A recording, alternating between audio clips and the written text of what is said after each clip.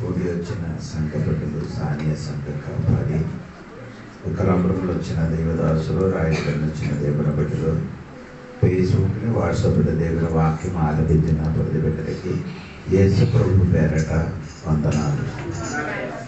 అందరికీ దేవుడు దీవించిన కాక. బైబిల్ తరగతిలోనికి మనం వెళ్తాం. 1 పీతరు 3వ అధ్యాయము 17, 18, 19 వాక్యం చదివి దాని నుండి కొన్ని మాటలు చెప్పి ముగిస్తాను కోరుకున్నాను. దేవుని చిత్తములో కీడు చేసి శ్రమపడుట కంటే మేలు చేసి శ్రమపడుటే బహు మంచిది. ఏలయనగా మనలను దేవుని యొద్దకు తెచ్చుటకు అనీతిమంతుల కొరకు నీతిమంతుడైన క్రీస్తు శరీర విషయంలో చంపబడి ఆత్మ విషయంలో బ్రతికింపబడి పాపముల విషయంలో ఒక్కసారి శ్రమపడెను. దేవుని దీర్ఘశాంతము ఇంకా కనిపెట్టుచుండినప్పుడు పూర్వము నోహు దినములలో ఓడ సిద్ధపరచబడుచుండగా అవిధేయులైన వారి యొద్దకు అనగా చెరలో ఉన్న ఆత్మల యొద్దకు ఆయన ఆత్మరూపిగానే వెళ్ళి వారికి ప్రకటించెను. ఆ ఓడలో కొందరు అనగా 8 మంది నీటి ద్వారా రక్షణ పొందిరి. అందులో పోయిన వారంలో మనం నేర్చుకున్న ఒక చిన్న ముఖ్యం ఉంది. అక్కడ క్రీస్తు యేసు మన హృదయములో ప్రతిష్ఠించాలి అనే పదం ఉంది. 16వ వాక్యం ఉంది కదా, అదొకటి కలిసి చదవండి. 16వ వాక్యం. నీలో ఉన్న నిరీక్షణ గురించి మిమ్మును హేతువు అడుగు ప్రతి వానికిని సాత్వికముతోను భయముతోను సమాధానము చెప్పుటకు ఎల్లప్పుడు సిద్ధముగా ఉండి మీ హృదయములందు క్రీస్తును ప్రభువుగా ప్రతిష్ఠించుడి. అదే నేను పోయిన వారం చెప్పి ముగించాను. మీ హృదయములు క్రీస్తుని ఏం చేయాలి? ప్రతిష్ఠించాలి. అంటే ప్రతిష్ఠించాలి అనే పదానికి 4 అర్థం ఉందని నేను చెప్పాను. మొదటి అర్థము, మీరు మత్తయి సువార్త 6వ అధ్యాయము 9వ వచనం చదివితే మీకు అర్థమవుతున్నారంటే, మత్తయి సువార్త 6వ అధ్యాయం 9వ వచనం. కాబట్టి మీరెలాగ ప్రార్థన చేయుడి, పరలోకమందున్న మా తండ్రి, నీ నామం పరిశుద్ధపరచును గాక, నీ రాజ్యం వచ్చును గాక. అంటే నీ నామము పరిశుద్ధ పరిచిన కాక. దేవుడి నామము పరిశుద్ధపరిచిన కాక. అదే మొదటి అర్థం ఉంది. దేవుడికి స్తోత్రం. మన జీవితములో అపవిత్రంగా జీవించిన మన జీవితంలో యేసయ్య నామం ఏం చేయాలి? పరిశుద్ధపరచాలి. ముందుకు మనం ఎలాగ జీవించారని మీకు అందరికి తెలుసు. పాపిగా జీవించి దేవునికి విరోధంగా నడిచిన మన జీవితంలోనికి యేసుకి రక్షకుడుగా అంగీకరించిన కాబట్టి మన హృదయములు దేవునికి ఏం చేశారు? పరిశుద్ధపరిచారు. స్తోత్రం. పరిశుద్ధపరిచిన కాబట్టి మన హృదయములు దేవునికి ఏం చేశారు? ప్రతిష్ఠించారు. హృదయమైన కోవిలులో యేసయ్యకి ఏం చేయాలి? ప్రతిష్ఠించాలి. స్తోత్రం. రెండవది అర్థము, యోహాను సువార్త 10వ అధ్యాయం 36వ వాక్యం. యోహాను సువార్త 10వ అధ్యాయం 36వ వాక్యం. అందుకు వాడు, ప్రభువా, నేను ఆయన యందు విశ్వాసం ఉంచుటకు ఆయన ఎవడని అడుగగా, యేసు, తండ్రి ప్రతిష్ఠ చేసి ఈ లోకములోనికి పంపిన వానితో నీవు దేవదోషణ చేయుచున్నావని చెప్పుదురా. తండ్రికి తన కుమారుడికి ఏం చేశారు? Set apart for himself. English అది set apart for himself. తండ్రి కుమారునైన దేవునికి ఏం చేశారు? వేర్పరిచారు. సోదరుడు. అప్పుడు నేను చెప్పినట్టంటే, నిర్గమకాండము 12వ అధ్యాయంలో ఇశ్రాయేల్ ప్రజలకి విడుదల కొరకు ఒక గొర్రె పిల్లకి ఏం చేశారు? వేర్పరిచారు. 12వ అధ్యాయం ఉంది. ఒక గొర్రె పిల్లకి వేర్పరిచారు. అదే రీతిగా క్రీస్తును ప్రతిష్ఠించిన దేవుడి బిడ్డలే ఎలాగ ఉండాలి? వేర్పరిచి ఉండాలి, వేరే ఉండడం. అది ఎవరి కొరకు? మనిషిని కొరకు వాడబడిన కాదు, వేరొక వ్యక్తికి వాడబడిన కాదు, దేవుని కొరకు వాడబడడానికి వేర్పరచాలి. నిన్ను దేవునికి ఏం చేయాలి? వేర్పరచాలి. సపరేట్ చేయాలి. ఎవరి కొరకు అంటే తండ్రి తన కుమారునికి వేర్పరిచినట్టుగా మనం కూడా యేసయ్య కొరకు ఏం చేయాలి? వేర్పరచాలి. ఇందులో వేరే ఎక్కువ మనిషికి హక్కు లేదు. ఏది వేర్పరిచిన నీ జీవితంలో ఇంకొక మనిషి ఎందుకంటే దేవునికి నీ హృదయం ఏం చేశారు? ప్రతిష్ఠించారు. కాబట్టి నీ వేరే ఉండాలి. దేవునికి చాలా మంది లేరు ఏంటంటే దేవునికి ప్రతిష్ఠ ఏం చేయరు కానీ తన జీవితం ఎలా ఉండదు, వేర్పాటు చెందినట్టుగా జీవించలేదు. వేర్పాటు చెందినట్టుగా జీవించలేదు. అది అలాగే కాదండి. యేసయ్యకి నీ హృదయంలో ప్రతిష్ఠించిన వాడు నీ దేవుని కొరకు ఏం చేయాలి? వేరే ఉండాలి. మీరు ఇక్కడ ఊర్లో కొన్ని పశువులకు ఏం చేస్తున్నారు? ఆయన వేర్పరుచున్నారు. ఆయన మీదకి ఏముందంటే ఒక ముద్ర ఉంది. కొన్ని పశువులు గేదెలు ఆవులు దానికి ఏం చేస్తున్నారు? అది ఎందుకు వేరపరిచారంటే అది మనిషికి ఉంది కాదు, అది వారి దేవత కొరకు ఏం చేశారు? వేరపరిచారు. దాన్ని బట్టి ఆయనకి ఏం చేశారు? వేరే ఉంచుతున్నారు. అదే విధంగా నీ కూడా దేవునికి ఏం చేయాలి? వేర్పరచబడాలి. స్తోత్రం. ఎంతమందికి అర్థమైందని నాకు తెలియదు. మనసు పొందారు. యేసయ్యకి నీ హృదయంలో ప్రతిష్ఠించిన నీ జీవితము ఎవరి కొరకు? దేవుని కొరకు. ఇది వేరే ఎవరు కూడా నీ జీవితంలో స్థానం లేదు, అవకాశం లేదు. ఎవరికి మాత్రం ఉన్నది? యేసయ్య కొరకు మాత్రమే ఆ స్థానం ఉంది. దేవునికి స్తోత్రం. దేవునికి మూడవది అర్థము వినండి. లూకా సువార్త 2వ అధ్యాయము 23వ వాక్యం. 2వ అధ్యాయము 23వ వాక్యం. మోషే ధర్మశాస్త్రము చొప్పున వారు తమ్మును శుద్ధిపరుచుకుని దినములు గడిచినప్పుడు ప్రతి తొలిచూలు మగపిల్ల ప్రభువుకు ప్రతిష్ఠ చేయబడవలను. ప్రతి తొలిచూలు దేవునికి ఏం చేయాలి? ప్రతిష్ఠ అనే పదానికి అర్థం అంటే సమర్పణ. Set apart and dedicate it to the Lord. అంటే సమర్పణ. మూడవది అర్థం ఏమండి? సమర్పణ. దేవునికి స్తోత్రం. దేవుడిని హృదయంలో ప్రతిష్ఠించాలని పదానికి అర్థము మనము దేవుని కొరకు ఏం చేయాలి? ప్రతిష్ఠించాలి, సమర్పణ చేయాలి. అది కొంచెం కూడా అర్థం మంచిది అంటే సమర్పణ. స్తోత్రం. మనకి దేవుడికి ఏం చేయాలి? సమర్పణ చేయాలి. ఇస్సాకుకి బలి అర్పించడానికి వేది మీద అబ్రహాము సమర్పించినట్టుగా మనం కూడా దేవునికి ఏం చేయాలి? సమర్పించాలి. స్తోత్రం. సమర్పించాలని పదాలు కలిగి దేవునికి విడిచిపెట్టాలి. దేవునికి ఏం చేయాలి? స్తోత్రం. కొందరు ఏం చేస్తున్నారు? ఒక విశ్వాసి ఇంటికి నేను వెళ్ళినప్పుడు వారు ఏం చేశారంటే నేను ప్రార్థన చేసిన తర్వాత అది నాకు కాணிకలు ఇచ్చారు. కాணிకలు ఇచ్చిన తర్వాత నేను ప్రార్థన చేసి పోకర్లు పెట్టాను. పాస్టర్లకు ఉన్న వేరొక గుణం అండి, ఎక్కడైనా ప్రార్థన చేసి డబ్బులు దొరికితే అది ఎంత ఉందే అని చూడడానికి ఒక ఆశ ఉంది, తెలుసుకోవడానికి ఆ ఆశ ఉంది. నేనేం చేయలేదు, అది చూడలేదు. ఇంటికి వెళ్ళి బట్టలు అక్కడ పార్లర్ని అక్కడ చూపించారు. వెంటనే వారు ఫోన్ చేశారు, అయ్యగారు మీకు ఇచ్చిన ఆ డబ్బులు నాకు తిరిగి ఇవ్వాలని చెప్పారు. ఏం చేయాలి? ఇచ్చిన కానుక డబ్బులు తిరిగి ఇచ్చేయాలన్నారు. అది 10,000 ఉంది. నాకు తెలియదు, ఆడు చెప్పినప్పుడే నేను చూసాను. అది నాకు అడుగు, అయ్యగారు నేను ఇచ్చిన డబ్బులు నీ ఖర్చు చేసావు. అమ్మా నీ ఇచ్చిన నేను ఖర్చు చేయలేదు, ఎంత ఉందని నాకు తెలియదు. అది ఎక్కడ ఉంది? అది నాకు పాకెట్లో ఉందంట అంటే వెంటనే వచ్చి వాళ్ళు ఏం చేశారు? ఆ 10,000 తీసుకొని ఎవరికి సమర్పించారు? తర్వాత ఏం చేశారు? విడిపించేస్తున్నారు. వీళ్ళు కూడా ఒక మాస్టర్ ఏం చేశారంటే ఆ పుట్టినరోజు ఏం చేసిన తన ఒకే కుమారుడు ఉంది, ఆ కుమారునికి దేవునికి సమర్పించారు.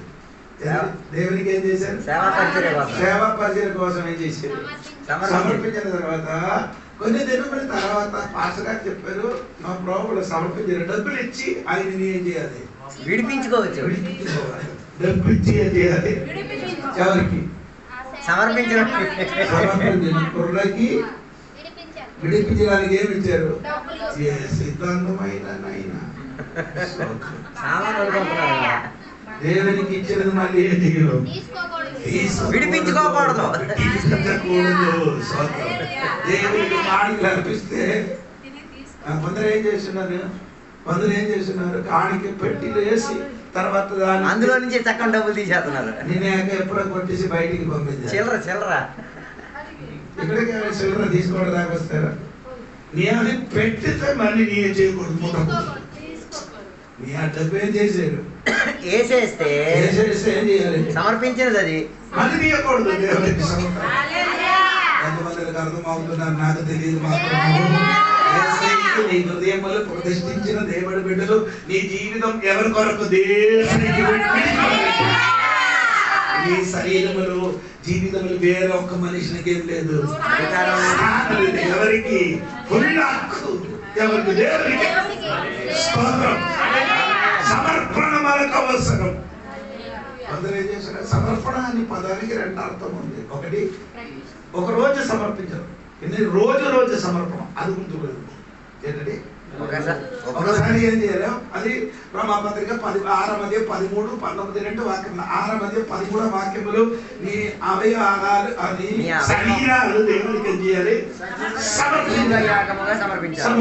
అది ఫస్ట్ స్టెప్. రెండవది 19 వాక్యంలో రాయబడింది అంటే నీ అవయవాలు ఏం చేయాలి? సమర్పించాలి. ఎన్ని సమర్పించారు? నీ అవయవాలు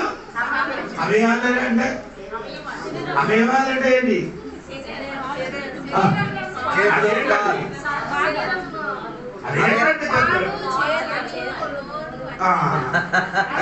నీ నోటి నుండి వినడానికి నేను అడిగింది. అవయవాలు నీ నోరు, నిన్ను సమర్పించారు. నీ అవయవాలు ఏం చేయలేదు? సమర్పించలేదు. సగం చేసాం. అలా సమర్పణ చేసి ఉంటే ఇందులో గొడవ జరగదు. హల్లెలూయా. మొత్తం అవయవం సమర్పిస్తే అవయవాలు సమర్పిస్తే ఏముండదు. అందుకని పౌలు గారికి తెలుసు, ఈ శరీరం సమర్పించిన వాడు ఏం చేయను? కొట్టుకోరని. శరీరములున్న అవయవాలు ఏం చేయలేదు? అది కూడా సమర్పించారు. ఏది కూడా? నీ కన్ను, నీ ముక్కు, నీ నాలుక, నీ చెయ్యి, నీ హృదయం, నీ కాలు, ఇది మొత్తం దేవుడికి ఏం చేయాలి? సమర్పించాలి. ఈ రోజు దేవుడిని అన్ని చోట్లని ప్రతిష్ఠింప చేయాలి. అన్ని సమర్పణ దేవుడు కోరుకున్నారు. దేవునికి స్తోత్రం. దీని ముందుకు మనం ఈ అవయవాలు ఎవరు వాడుకున్నారు? ముందుకు తొలి దేవునికి నమ్మకం ముందు మీ అవయాలు ఎవరు వాడేవారు? అక్కడ ఉందండి.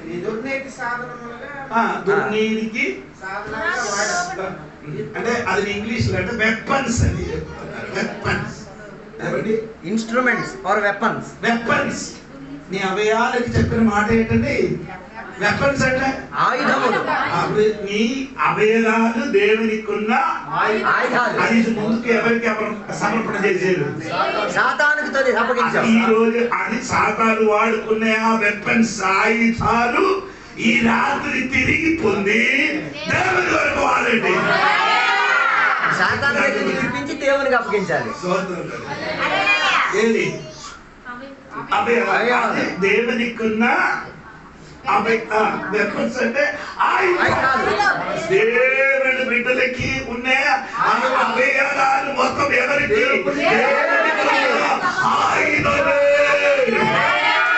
అది రాత్రి దేవుని కొరకు వాడబడాలి.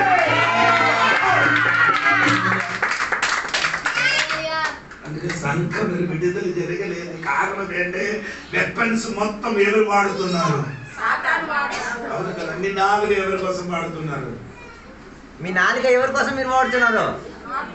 చర్చికి వచ్చినప్పుడు పాట పాడడం దేవుని మాట మీద అన్ని సమయం. శైలేష్ అన్న ఇప్పుడు శైలేష్ అన్న గారు ఇప్పుడు పాట వేసారు, అదే ఆపేది పిల్లలు.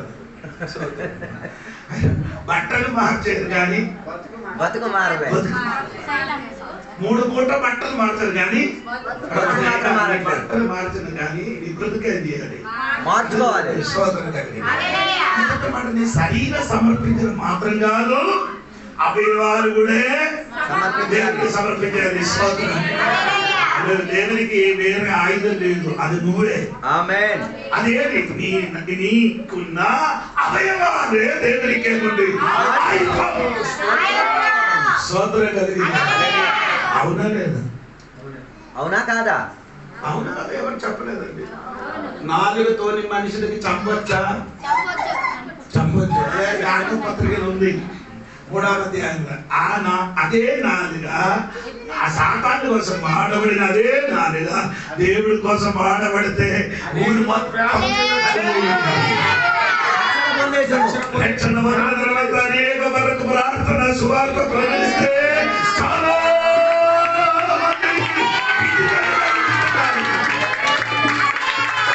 యేసు నామమున అటువంటి ఆయుధాలు బయటికి వచ్చినాయి. ఈ రాత్రి తెలిసింది కదా, ఇంతవరకు నీకు తెలియదు ఈ ఆయుధము ఏంటంటే తెలియదు. స్తోత్రం. ఈ రాత్రి నేను తెలుసుకున్నారండి, ఈ అవయవాలు దేవునికి ఉన్న ఆయుధమే. అది దేవునికి చేయాలి, వాడబడాలి. దేవుని వరకు యుద్ధం చేయాలి, పోరాటం చేయాలి. అదే మన ఆయుధం.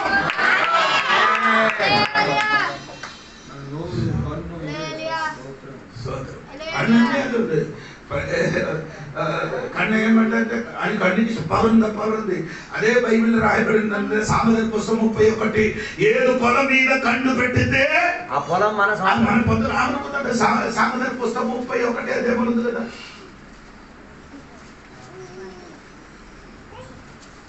దొరుకుతా 31 ఆ వాక్యం చూడండి.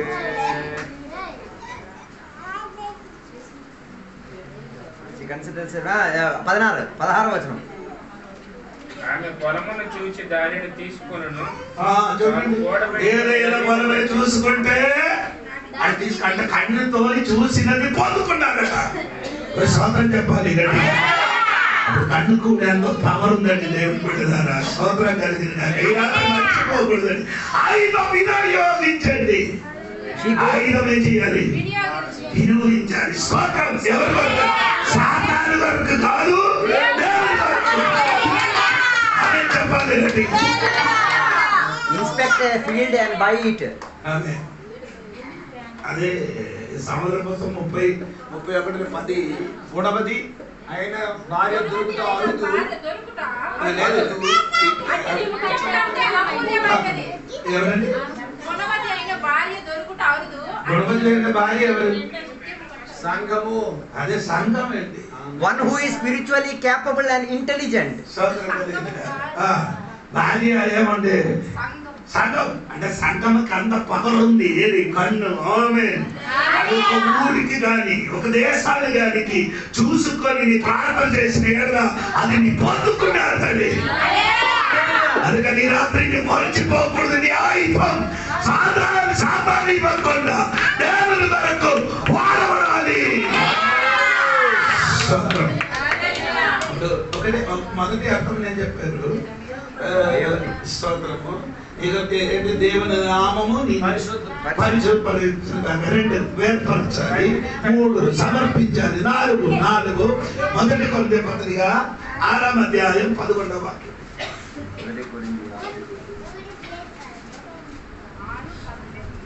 6వ అధ్యాయం. కొందరు అట్టివారే ఇంటిని గాని ప్రభువైన యేసు క్రీస్తు నామమును మన దేవుని ఆత్మయందును మీరు కడుగబడి ప్రతిష్ఠ పదానికి అర్థం ఏమంటే కడిగబడిన వాడు.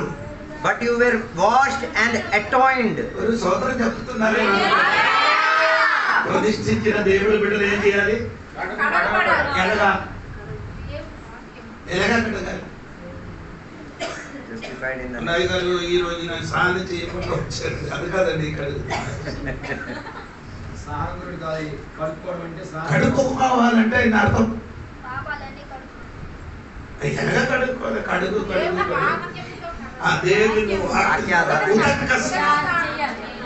పత్రిక 5:26 వాక్యం కదా, దేవుని వాక్యంలో ఉదక స్నానం కడగాలి. పురుషులారా, మీరును మీ భార్యలను ప్రేమించుడి, అటువలే క్రీస్తు కూడా సంఘమును ప్రేమించి అది కలంకమైనను ముడతైనను అట్టిది మరి ఏదైనను లేక పరిశుద్ధమైనదిగాను నిర్దోషమైనదిగాను మహిమగల సంఘముగా ఆయన తన ఎదుట దానిని నిలువబెట్టుకునవలెనని వాక్యముతో ఉదక స్థానము చేత washing of the water which is the word of God. Washing వాక్యమైన ఉదక స్నానంతో కడగబడాలి. దేవుడు వాక్యముతో కడుక్కోవాలి. హలో, ఎందుకు కడగాలి?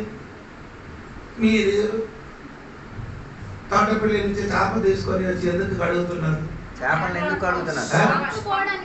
అది పుట్టిన దాంట్లో కాదా? సముద్రం నుండే పుట్టిన దాంట్లో కాదా? పుట్టిన నీటిలో పెరిగిన నీటిలో తీసుకొని వచ్చినది పెద్ద మళ్ళీ ఎందుకు కడగడం? నీటిలో ఉంది కదా, పుట్టింది, అందులో పెరిగింది, ఇంకా ఆ చేపలు ఇంటికి తెచ్చి ఎందుకు మీరు కడుగుతున్నారు? కొందరు కడగరు, మసాలాతో కవరింగ్ చేయాలి. చెప్పారు కదమ్మా. ఎలా ఉంది? మీరు చేప కడుగుతున్నారు, ఎలా కడుగుతున్నారు చెప్పండి. చెప్పండి. ఈ వాటర్ కడగదు కాబట్టి నీ ఆ తిన్న మొదటి నోటికి పట్టకుండా ముక్కలు పెట్టి చూడండి. అంటే ఏ కలుపుతో చెప్పండి అమ్మ, దేంతో దేంతో. నేను ఈ రోజు కూడా చేప తీసుకొని వచ్చి 3 చుట్టూ ఉప్పు వేసి ఏం చేసేది? మీరు ఒక్క గడ్డ, ఈ సాధారణ ఉప్పు కాదు, సాల్ట్ కాదు, గడ్డ ఉప్పు. కూర కోసం మంచిది గడ్డ ఉప్పు. సాల్ట్ ఏముంది? కల్తీ ఉంది. సాల్ట్ ఏముంది? పొడి సాల్ట్. సాల్ట్ పొడి సాల్ట్ ఏముంది? కల్తీ. దాని కల్తీ లేని ఏది? కల్తీ లేని ఏది? గట్టి తీసుకొని వచ్చి ఏం చేయాలి? 3 సార్లు ఏం చేయాలి? ఉప్పు వేసి నిమ్మకాయ కూడా ఉంది, అది కూడా సూపర్ చోరికి, అది కూడా పిండి చేయాలి. లేకపోతే నిమ్మకాయ లేకపోతే ఏం చేయాలి? దానికి మైదా చాలు, మైదా అది కూడా ఇంటి కడిగితే అనుకో సూపర్ దేవునికి. కూడా వాక్యం అన్నా నీ కూడా రక్షణ వచ్చిన వాక్యంతో. అవును కదా, మన మనసు పొందింది ఎలాగా? వాక్యం ద్వారా. కొత్తగా ఎలాగా జన్మించారు? 3వ అధ్యాయం చదవద్దు. 3వ వాక్యం నీటి మూలంగా రెండు సంగతి. ఒకటి ఆత్మ అంటే పరిశుద్ధాత్మ, 2 నీళ్ళు అని చెప్పినది వాక్యం. స్తోత్రం. బాప్తిస్మం ద్వారా ఎవరు ఏం చేయరు? దేవుని రాజ్యంలో ప్రవేశించాలంటే మీ కొత్తగా జన్మించిన వాళ్ళే ప్రవేశిస్తారు. అది మన విషయం కాదు. అప్పుడు నేను చెప్పుకొని వచ్చినది, నీళ్ళతో కడగబడింది. రోజు ఏం చేయాలి? రక్షణ పొందినది వాక్యం ద్వారానే. అవును కదా. ఇంకా కడగాలంటే దేవుని వాక్యమే కావాలి. అది అందుకని రాత్రి మిమ్మల్ని ఇక్కడ పిలిచి నీటిని పెట్టి నేను వాక్యం చెప్పడం ఎందుకంటే నేను అడుక్కోవడానికి. ఎందుకు కడగడం? చేపలున్న గొలుసు కాదు, కొంపు పోగడానికి నీలోనులు కూడా లోక కంపు ఉంటుంది, పాప కంపు ఉంటుంది. నీలోనులు కూడా ఏముంది? లోక కంపు. ఏ కంపు? కొందరికి సుట్టాయి అని కంపు, కొందరికి సీరియల్ అన్న కంపు, సీరియల్ అని కంపు, కొందరికి సినిమా అయిన కంపు, కొందరికి పాపం అన్న కంపు, అయిన కంపు. ఇదన్నీ పోగాలంటే ఈ లోపలికి తీసుకొని వచ్చి నిన్ను ప్రేస్ ఏం చేయాలి? వాక్యం ద్వారా కడగాలి.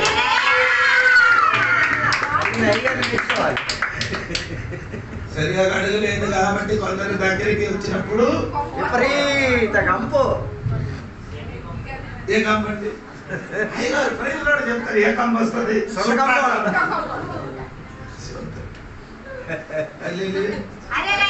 ఈ సంఘ లోపల రెండు విధమైన ఉన్న మనుషులు ఏంటండి ఓడ మీద నోహాబు ఓడ మీద ఓడ లోపల రెండు పక్షికి బయటికి పంపించేది.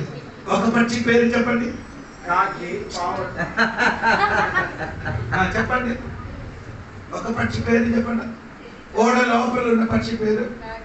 నోహము ప్రయాణం చేసిన ఓడ లోపల నుంచి పంపబడిన ఒక పక్షి. రెండు పక్షులు కదా అందులో ఒకటి చెప్పు గట్టిగా. అదేంటి పైన వచ్చిందా కాకి. రెండవది పక్షి పావురం. ఇది రెండు విధములు ఉన్న విశ్వాసి అండి. ఏంటండి కాకి అనేది ఒక విశ్వాసి, పామురకి పంపించారు. అది ఏం చేసేది అదేంటి కూర్చోడానికి ఆయనకి ఏం చేయలేదు, దొరకలేదు. కాబట్టి ఏమైంది తిరిగి ఎక్కడికి వచ్చారు. కాకి పంపించారు. కాకి ఇప్పుడు వరకు రాలే. కాకి ఇప్పుడు వరకు తిరిగి రాలేదు.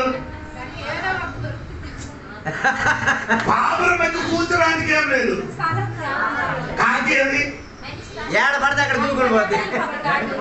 అందరు చచ్చిపోయింది కదా, పశువులు ఆవులందరూ చచ్చిపోయింది కదా. ఆ దాని మీద కూర్చోడానికి కూర్చోడానికి స్థానం దొరికింది కాబట్టి అక్కడ కూర్చున్నారు. అలాగా అందరండి వెళ్ళినది ఎక్కడి నుండి, ఓడ లోపల నుండి. హలో అక్కడ నుండి కాకి బయటికి వెళ్ళింది. ఓడంటే దేవుని సంఘం అండి. ఒక సంఘం లోపల నుండి ఎక్కడికి వెళ్ళిపోయారు, లోపల నుండి బయటికి వెళ్ళారు. అని ఎప్పుడు వస్తుంది వారానికి. ఇప్పుడు డిసెంబర్ వచ్చినప్పుడు అన్ని కాకలు వస్తాయి. మిగతా సంవత్సరాలు రావు. డిసెంబర్ 25 వచ్చినప్పుడు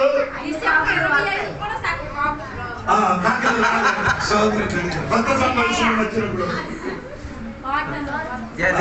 పుట్టినరోజు రావాలి.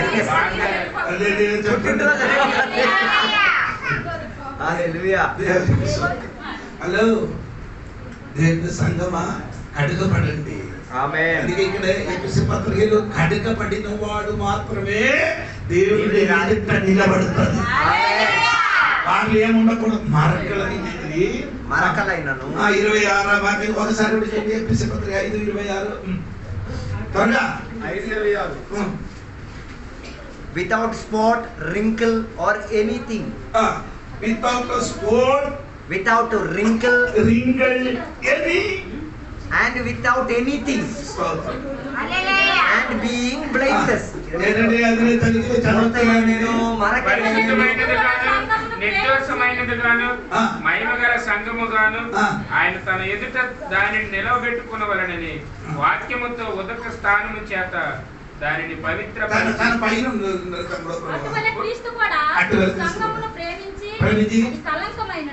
ఒకటి కళంకం లేనినట్టుగా, రెండు ముడత లేనినట్టుగా, మూడు ఏదైనా లేక ఆమె అప్పుడు యేసయ్య దగ్గర నిలబడాలంటే ఏముండకూడదు, ముడత ఉండకూడదు, కళంకం ఉండకూడదు, ఏదైనా ఉండకూడదు.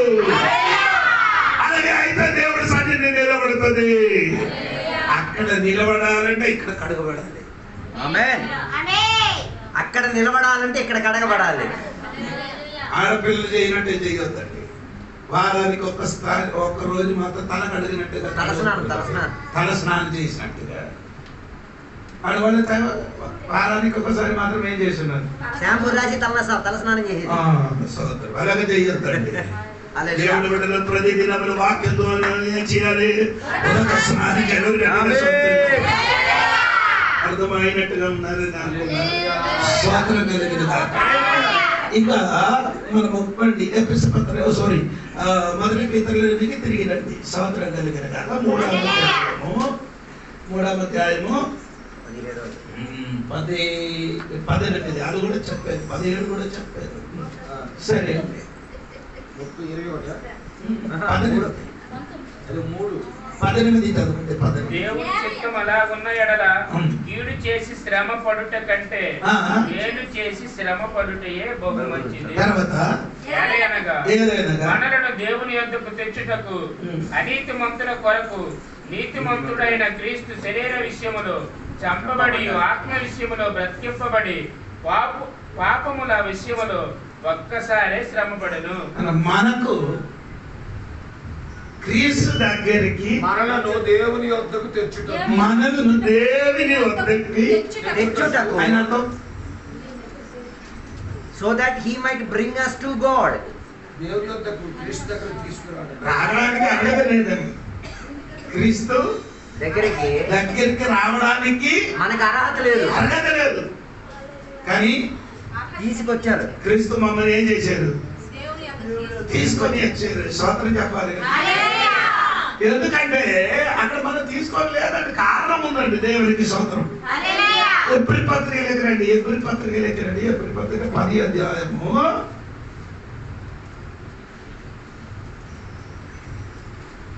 22 నుండి కిందకి చదవండి. 19, 20, 21. సహోదరులారా, యేసు మన కొరకు ప్రతిష్ఠించిన మార్గమున అనగా నూతనమైనది జీవము గలది ఆయన శరీరము అనగా తెర ద్వారా ఏర్పరచబడినదైన మార్గమున ఆయన రక్తము వలన పరిశుద్ధ స్థలమునందు ప్రవేశించుటకు మనకు ధైర్యము కలిగి ఉన్నదని కనుకను దేవుని ఇంటి పైన మనకు గొప్ప యాజకుడున్నాడు గనుకను మనస్సాక్షికి కల్మషము దోచకుండునట్లు ప్రోక్షింపబడిన హృదయములు గలవారమును నిర్మలమైన ఉదక స్నానము చేసిన శరీరములు గలవారమున యుండి విశ్వాస విషయములో సంపూర్ణ నిశ్చయత కలిగి యథార్థమైన హృదయముతో మనము దేవుని సన్నిధానమునకు చేరుదము. దేవుని సన్నిధానానికి చేరడానికి అర్హత లేదు. ఇక్కడ కొన్ని విషయాలు సన్నిధానానికి చేరడానికి అర్హతలు లేవు.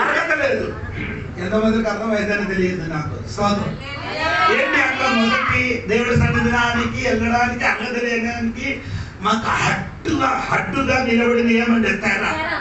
తెర. ఒకటి ఏమండి? వైల్ తెర అంటే ఏంటి? తెర అని చెప్పేది ఏంటిది? ఏంటది? తెర అని చెప్పేది ఏంటిది? ఏంటది? తెర అంటే దాని అర్థం చెప్పండి. అది నాకు తెలుసు. అడ్డుగా ఉన్నావు నీకు తెలియాలి. అందుకే నీకు అర్థం అవడానికి తెర అన్న వస్తువు ఏంటిది? ఆ వస్తువు ఏంటంటే తెలియాలి. ఏంటది? మన ఆత్మీయత అర్థమే. చెప్తారండి. నీ మీద బాధపడకూడదు. ముసుగు వేరు. అది నీ తల మీద వేసేది. అది నీ తల మీద వేసుకుంటే దానికి మూసుకోండి. తెర అది కాదు. తెర అంటే యెరూషలేము దేవాలయం లోపలికి వెళ్ళినందుకు ముందుకు ఒక పెద్ద తెర ఉంది. ఎక్కడికి? మనం ఇక్కడ నిలబడి దీనికి ఏం చెప్తున్నారు?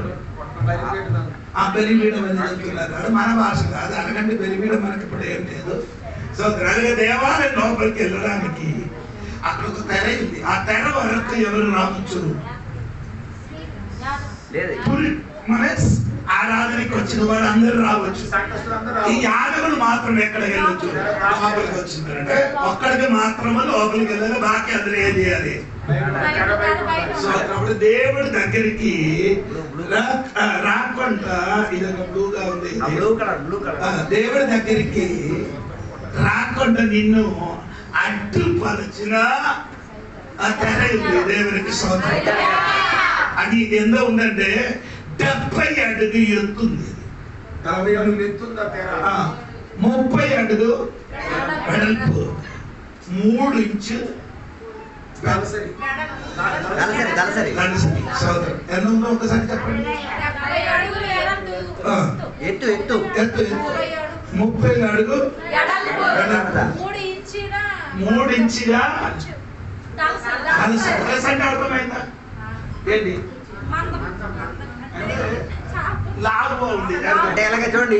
ఇలాగ సోదరం 70, 30, 40 ఇది ఉన్నా కాబట్టి ఏం చేయదు? దేవాలయం లోపలికి ప్రవేశించలేదు. స్తోత్రం. యేసు ప్రభు మరణం వలన ఆ దేవాలయంలో ఉన్న తెర ఏమైంది? ఎక్కడ నుండి? పై నుండి కిందకి, కింద నుండి పై కింద. మనిషినిగా ఏంటంటే చాలా మందిని నిలబడి చిమ్మరు తిరగడానికి కావదు, అది తిరగడానికి కావదు. అంతా బలమైనది బట్టలది. దేవునికి సౌకర్యం కలిగి కానీ యేసయ్య మరణం వలన తెర చిరిగిపోయింది. ఈ రాత్రి దేవుడి దగ్గరికి రాకుండా నేను అడ్డులో నిలబడిన తెర ఈ రాత్రి ఏం చేయాలి? చిరగాలి. దగ్గరికి రాకుండా నిన్ను అడ్డుపరిచిన అదేంటి? అది ఒకసారి కూడా చదవండి, ఒకసారి కూడా చదవండి. 10:19 వాక్యం. సహోదరులారా, యేసు మనకు ప్రతిష్ఠించిన అనగా నూతనమైనదియు సజీవము గలదియు ఆయన శరీరం అదో తెర ద్వారా. ఆ తెర వేరే, ఈ తెర వేరే. ఆ తెర ఎలాగా తిరిగిందంటే ఈ తెర చిరిగినప్పుడు ఆ తెర చిరిగింది. క్రీస్తు శరీరము చిరిగినప్పుడు ఆ దేవాలయ లోపలున్న ఈ రాత్రి నీ శరీరములైన తెర చిరిగినప్పుడు నీలో నేను దాచిపట్టిన ఏదో ఒక తెర ఈ రాత్రి చిరిగిపోతుంది.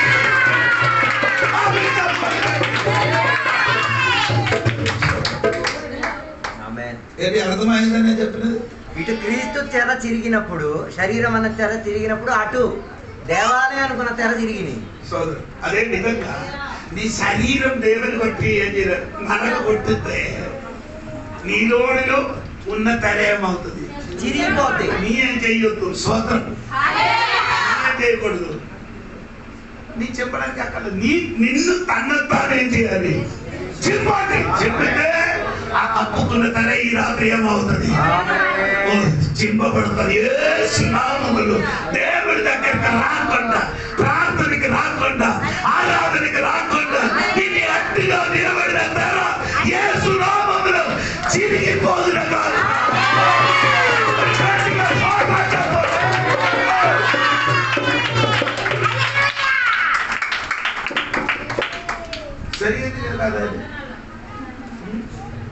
కాదా? ఈ ఎందుకు ఆరాధన సరిగ్గా రాదు? ఎందుకు సరిగ్గా ప్రార్థనకి రాదు? ఎందుకు చర్చికి కరెక్ట్గా రాదు? ఏదో ఒక తెర వారికి అడ్డుగా ఉంది. తెర అడ్డుగా ఉంటుంది కాబట్టి దేవుడితో నీకేం చేయను, సంబంధం లేకుండా పోతుంది. సంబంధం లేదు, దగ్గరికి రాలేదు. దేవుడి దగ్గరికి రాలేకపోవడానికి కారణం ఆ తెర. స్తోత్రం, స్తోత్రం, స్తోత్రం. స్తోత్రం. ఈ రాత్రి సంఘబడిలో జీవితంలో ఉన్న ఆ తెర ఏమవ్వాలి? తిరగాలి. తిరగలేదు. తిరగడానికి చెంపరు కష్టం. అది అయ్యా రెండు చెప్తారు. అది మళ్ళీ మళ్ళీ కుట్టించి చిరిగిన కాడ మళ్ళీ అతికించి గుర్తించారు. మళ్ళీ ఏం చేశారు? గుండీలేసారు. అయ్యా వాక్యం చెప్పినప్పుడు చింపుతారు. తర్వాత మళ్ళీ ఇంటికి మళ్ళీ కుట్టేస్తారు. దేవుడి దగ్గరికి ఏమవుతుంది? ఎదురుగా రాదు. దేవుడి దగ్గరికి మన చదివిన వాక్యములు మర్చిపోకూడదు. ఉండబట్టి మొదటి Peter 3:18. అదే నా సబ్జెక్టు నుండి మారిపోకూడదు. 3:18 ఏంటండి? దేవుని యొద్దకు రావడానికి రావడానికి ఆశ ఉంది కానీ ఉన్నది కాబట్టి ఏం లేదు. అది రాత్రి ఏం చేయాలి? స్వార్థకి వెళ్తుంది. అది చింపబడితే ప్రార్థనకి వెళ్తుంది. అది చింపబడితే ఆరాధనకి వస్తుంది. అది చింపబడితే కాணிకలు ఎక్కువ వేస్తుంది. అది చింపబడితే దేవునికి స్తుతిస్తుంది. అది చింపబడితే ప్రయాసం పడుతుంది. దేవుని కొరకు ఏ పని చేయడానికైనా సిద్ధం. చింపబడితే చింపబడకపోవడం వల్ల దేవుని కోసం ప్రయాసం ఉండదు. తనందరి జీవితం అలా ఉంది. నీ అన్ని చెప్పినా కానీ ఏదో తెర ఉందరా నీకు? నీ చెప్పు. నాకే నా జీవితంలో ఏ తెర లేదు. ఏది తెర తెర తెర అంటే అయ్యారు తెర. నేను సంతకి చెప్పినట్టుగా ఈ తండ్రి ఇంటి నుంచి వెళ్ళిపోయిన కుమారుడికి పందిని తినినా అదేంటి అది పొట్టు పొట్టు అని చెప్పి ఈ అమ్మకి ఏంటంటే బోటి అని విన్నారు. నేను పొట్టు అని చెప్పినప్పుడు అమ్మకి ఎలా విన్నారు? అయ్యా చెప్పారు బోటి తినకూడదు, అందుకని నాకు ఏంట్రా బాబు సోదరు అందుకని తెరదర తెరదర తెరదర అంటే అయ్యారు చెప్తారు. ఏంటో తెరదని చెప్పారు. దేవాలయం లోపల ఉన్న తెర. సోదరు ఆమేన్. అంటే మీకు చెప్తున్నాను నా తరే నా దేవుడి ఎదుట రావడానికి నాలోని ఏ తెరయు లేదు. అలా ఉంటే నీ ఎప్పుడో మారిపోతాను. ఇలాగ కాదు నీ ఆరాధనకి వచ్చి కూర్చోడం, ఇలాగ కాదు నీ దేవునికి స్తుతించరాదు. శైలస్ అన్నగా అని చెప్పినట్టుగా పోనీ అది నాకు చెప్పను.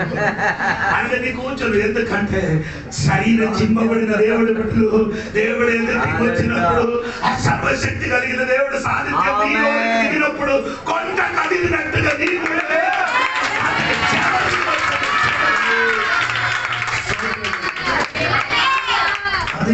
కథలు లేని వాడు ఏమవుతుంది? కదిలిపోతాను. రాత్రి ఒకటి దేవుడు ఎదుట రాకుండా నేను అడ్డుగా చేసింది ఏమంటే సోదరం.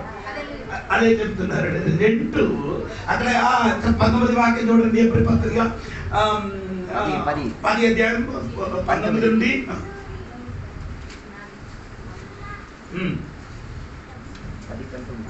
అది ఎవరి పత్రిక 10 అధ్యాయం 19 నుండి చదవాలి. మీరు అక్కడ ఉంటారు. యేసు మన కొరకు ప్రతిష్ఠించిన మార్గమున ఆయన అనగా నూతనమైనదియు జీవము కలదియు ఆయన శరీరము అను తెర ద్వారా ఏర్పరచబడినదైన మార్గమును ఆయన రక్తము వలన పరిశుద్ధ స్థలమునందు ప్రవేశించుటకు మనకు ధైర్యము కలిగి ఉన్నది కనుకను దేవుని ఇంటి పైన మనకు గొప్ప యాజకుడు ఉన్నాడు కనుకను మనస్సాక్షికి కల్మషము మనసాక్షికి కల్మషము రెండవది దేవుడు దగ్గరికి చేరలేని కారణం అంటే ఏమంటే మనసాక్షి కాదు. మనసాక్షి ఉంది, మంచి మనసాక్షి అంటే రావచ్చు. మనసాక్షి ఏముంది? చాలా మందికి మనసాక్షి ఏముంది? కల్మషం ఉన్నా కాబట్టి దేవుడి ఎదుటికి వచ్చి ప్రార్థనలో ఆరాధన పొందడానికి అవలేకపోతున్న కారణం ఎందుకు? మనసాక్షిలో కల్మషం ఉంది. నీ అందరికీ చెప్పినప్పుడు మనసాక్షి రా నీ చేసిన పాపం మొత్తం నాకు తెలుసురా. మనసాక్షి నిన్ను ఏం చేస్తున్నారు? గద్దిస్తున్నారు. సోదరం కలిగి చెప్పండి. ఒక మనిషికి నీ ఎక్కువ అల్లేలి చెప్పకూడదు. అందుకని నీకు 2 చీరలు కొన్ని ఇస్తాను.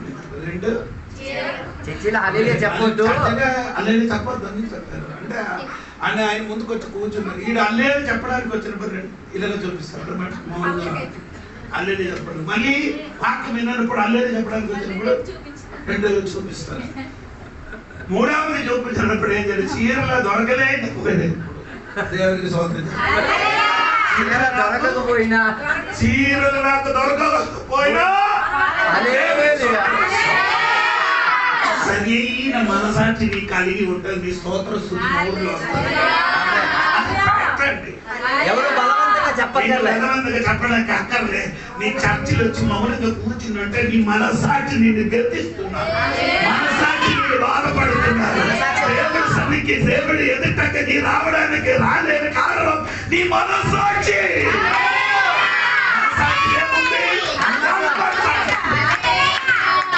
మనసాక్షి మాత్రం కాదు, శరీరంలో కూడా ఏముంది?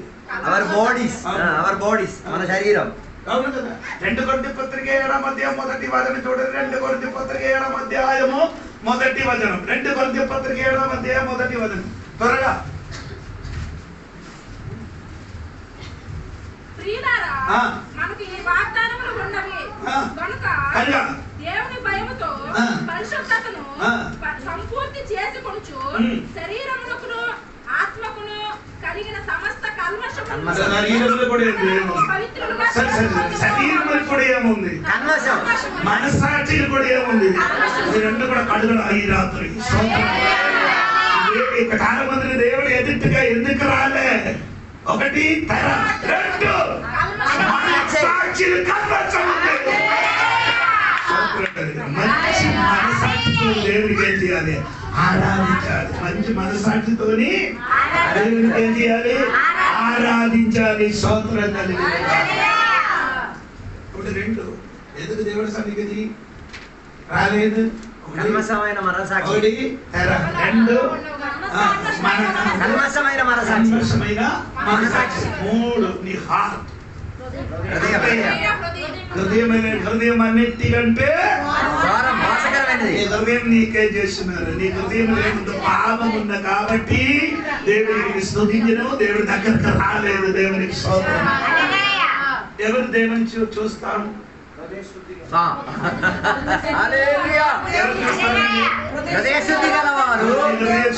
అంటే హృదయంలో ఉన్న కొల్లు కపటం ఇదన్నీ ఉంచితే నన్ను అయ్యగారికి అన్నీ చూస్తాడు. నన్ను అయ్యగారికి విశ్వాసాలకి అందరికి చూడొచ్చు కానీ దేవునికి చూడదు. ఎందుకు కావాలి? నీ మనసాక్షి నీ హృదయం ఎలా ఉండాలి? శుద్ధిగా ఉండాలి. బాట ఆత్మశుద్ధి ఆత్మశుద్ధి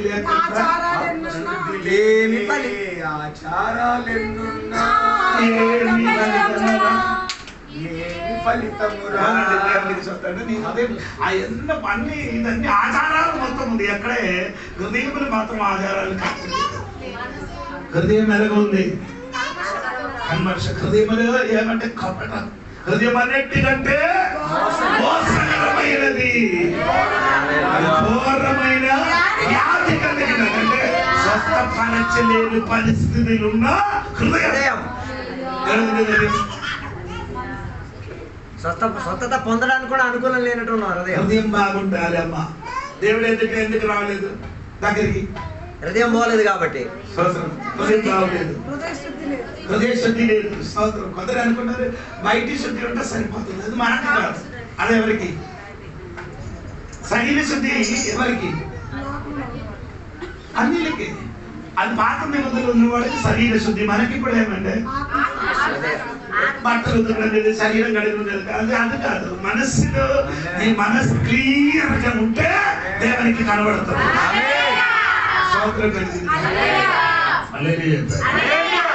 సరి అయిన మొబైల్ కరెక్ట్ రేంజ్ బాగుంటే మెసేజ్ వస్తుంది. రేంజ్ అంటే అర్థం అవ్వలేదు. నెట్వర్క్ కరెక్ట్ గా ఉంటే మెసేజ్. నీ జీవితంలో నెట్వర్క్ కరెక్ట్ లేదు. నెట్వర్క్ కరెక్ట్ అవ్వాలంటే హృదయం బాగుంటాడు. నెట్వర్క్ కరెక్ట్ ఉంటే దేవుడి సంక్రమ నుంచి మెసేజ్ వస్తుంది. అప్పుడు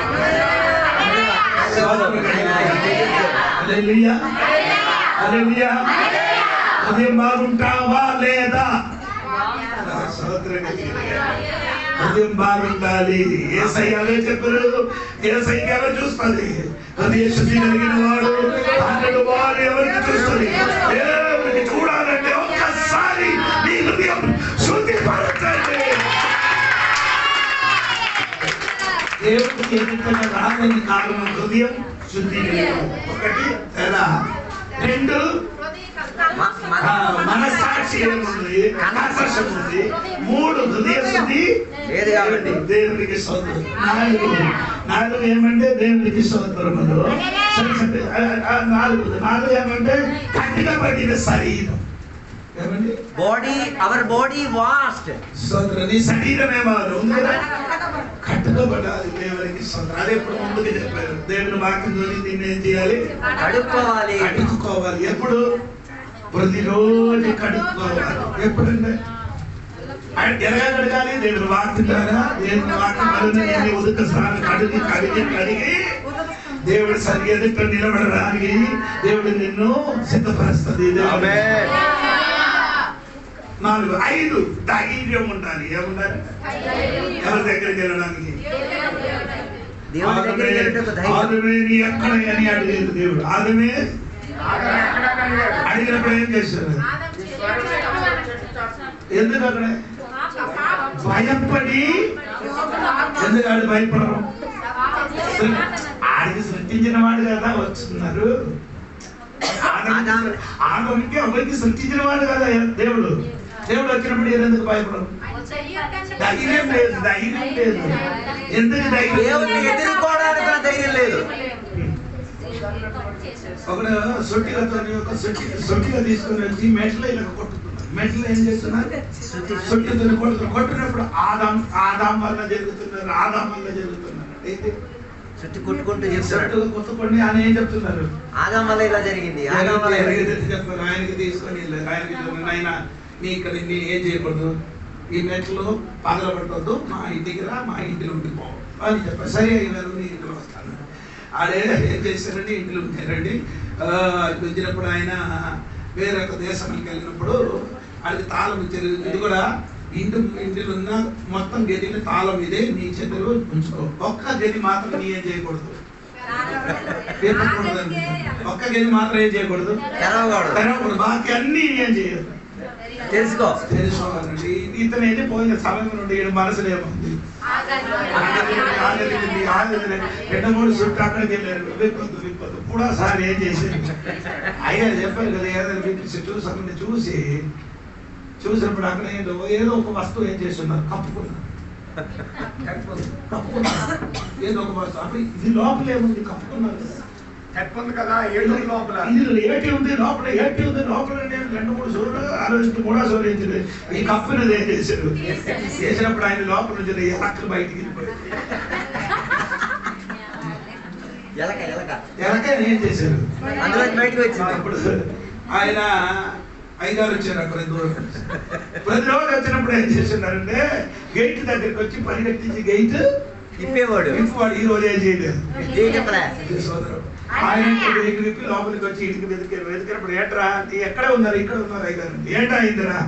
లేదు అయ్యగారు, నీ చెప్పారు కదా ఆ గది మాత్రం నీకు కలదని చెప్పారు కదా. అవును, నేను తెరలేదు. ఇదే ఆదాము చేశారు, ఇదే ఆదామే చేశారు. తిండతో నేను చెప్పినది మనం కూడా ఎలాగండి దేవుడికి స్తోత్రం. మనకి ఎక్కువ దేవుడి దగ్గరికి వెళ్ళడానికి ఏం లేదు.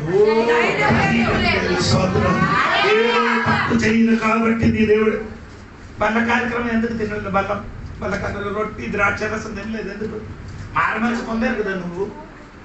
రొట్టి బల్లారాధన ఎందుకు తినేది? అయ్యారు బల్లారా తీసుకోలేదు.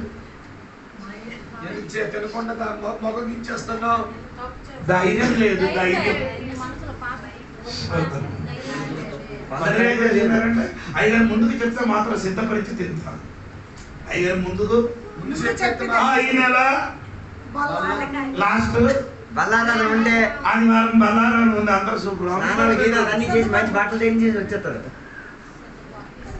చెప్పితే చెప్పకుండా హఠాత్తు చేయాలా? బల్లారాధన ఎందుకు తినలే? ధైర్యం లేదు. ధైర్యం లేదు, తెలియదు తింటా చచ్చిపోతాను. అనన్యమ్మ సఫీరప్ప అయిపోతుంది. ఏమవుతుంది? నీ మార మనసు నుండి బాప్టిజం పొందిన వాడు ప్రతి దినములు బల్లారాధన నుండి ఏం చేయాలి? భుజించాలి, పాలు పొందాలి. సొంతం పాలు పొందలేని అనుకో, నీకేం లేదు. ఆ బల్లారాధనకి చేయి ముట్టడానికి ఏం లేదు, ధైర్యం లేదు, ధైర్యం లేదు.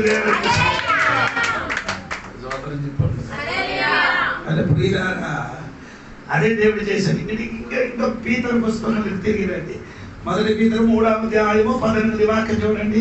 1 పీతరు దేవుని దీర్ఘశాంతము ఇంకా కనిపెట్టుచుండినప్పుడు పూర్వము నోహు దినములలో 18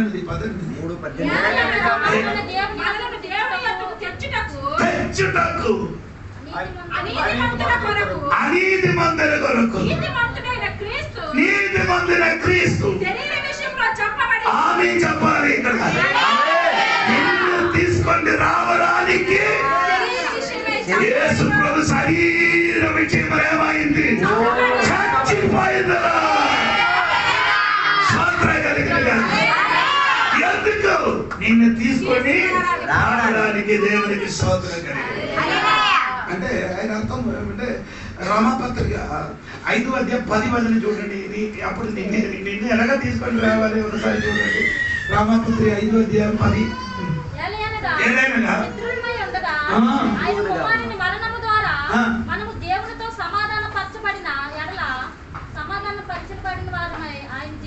స్తోత్రం చెప్పాలి. ఏంటండి? శత్రువులుగా ఉండిన వారు రక్షణ పొందిన మునుపు ఏం చేశారు? శత్రువులుగా ఉండేవాళ్ళం. శత్రువులుగా ఉంటుంది. ఇప్పుడు కూడా కొందరు ఎలాగుంది? దేవునికి శత్రువులానే ఉన్నారు. అది ఎప్పటి పత్రికలు ఉంది. వారు ఇప్పుడు యేసయ్యకి మరలా పాలు చేయని దేవుడి బిడ్డలు దేవునికి మరలా శిలువ వేస్తారు. స్తోత్రం. వారి దేవునికి శత్రుగా ఉన్నారని బైబిల్ రాయబడింది. దేవునికి స్తోత్రం. చెప్పండి. అది మనము మునుపు శత్రుగా ఉండిన మనకు దేవునితో ఏం చేశారు? సమాధానం కాదు. అక్కడే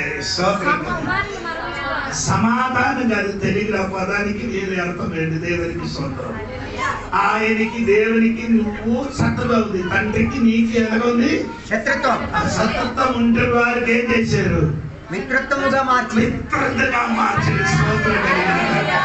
ఎలాగా? ఆయన మరణం స్తోత్రం చెప్పాలి. దేవుడు ఎలాగ నిన్ను తీసుకొని వచ్చారు? నీ శత్రు ఎనిమిది శత్రువులుగా ఉండేవాళ్ళం. 8 శత్రువు దేవుడికి శత్రుగా ఉంది. దేవుడి దగ్గరికి రావడానికి మనకేం లేదు, అర్హత యోగ్యత లేదు. మనం దేవునికి శత్రుగా జీవించారు. ఆ జీవించిన బిడ్డలకి దేవుడు ఎదుటి యేసయ్య తీసుకొని వచ్చేది ఎలాగ? తన శరీరంలో మన వరకు చంపబడిన కాబట్టి. యేసయ్య చంపలేకపోతే ఏ దేవుడి దగ్గరికి రావడానికి మనకేం లేదు, అర్హత లేదు. ఎలాగ దొరికిందంటే యేసయ్య మరణం వలన. హల్లెలూయా. యేసయ్యతోడు మనం ఎలాగుంది? శత్రువులుగా ఉండేవాళ్ళం. రెండు ఎఫెసీ పత్రిక 2వ అధ్యాయం 14 నుండి కిందకి చదవండి. ఎఫెసీ పత్రిక 2వ అధ్యాయము 14 నుండి కిందకి చదవండి.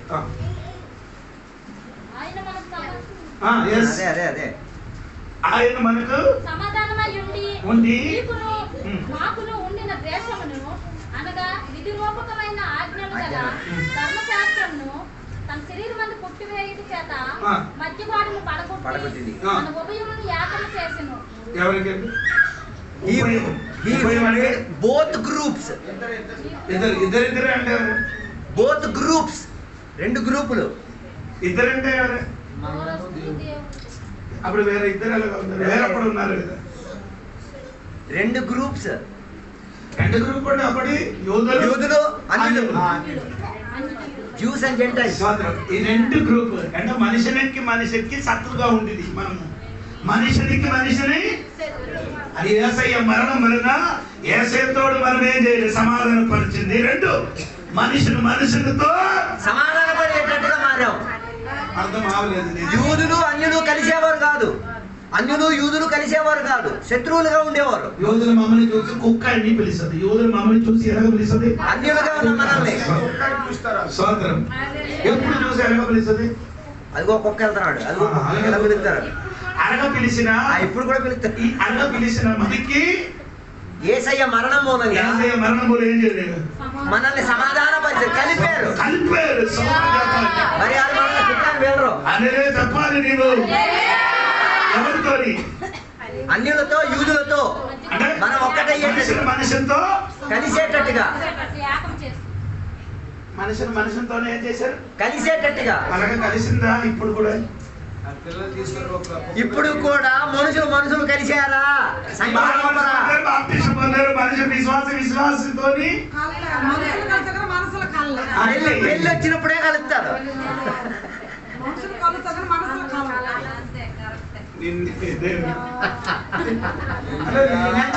అర్థమవ్వలేదని అనుకున్నాను. రక్షణ పొందిన తర్వాత కూడా ఇప్పుడు కూడా కొందరు మనుషులు చూస్తున్నారు. ఎవరికి? మనుషులే. మరణించేది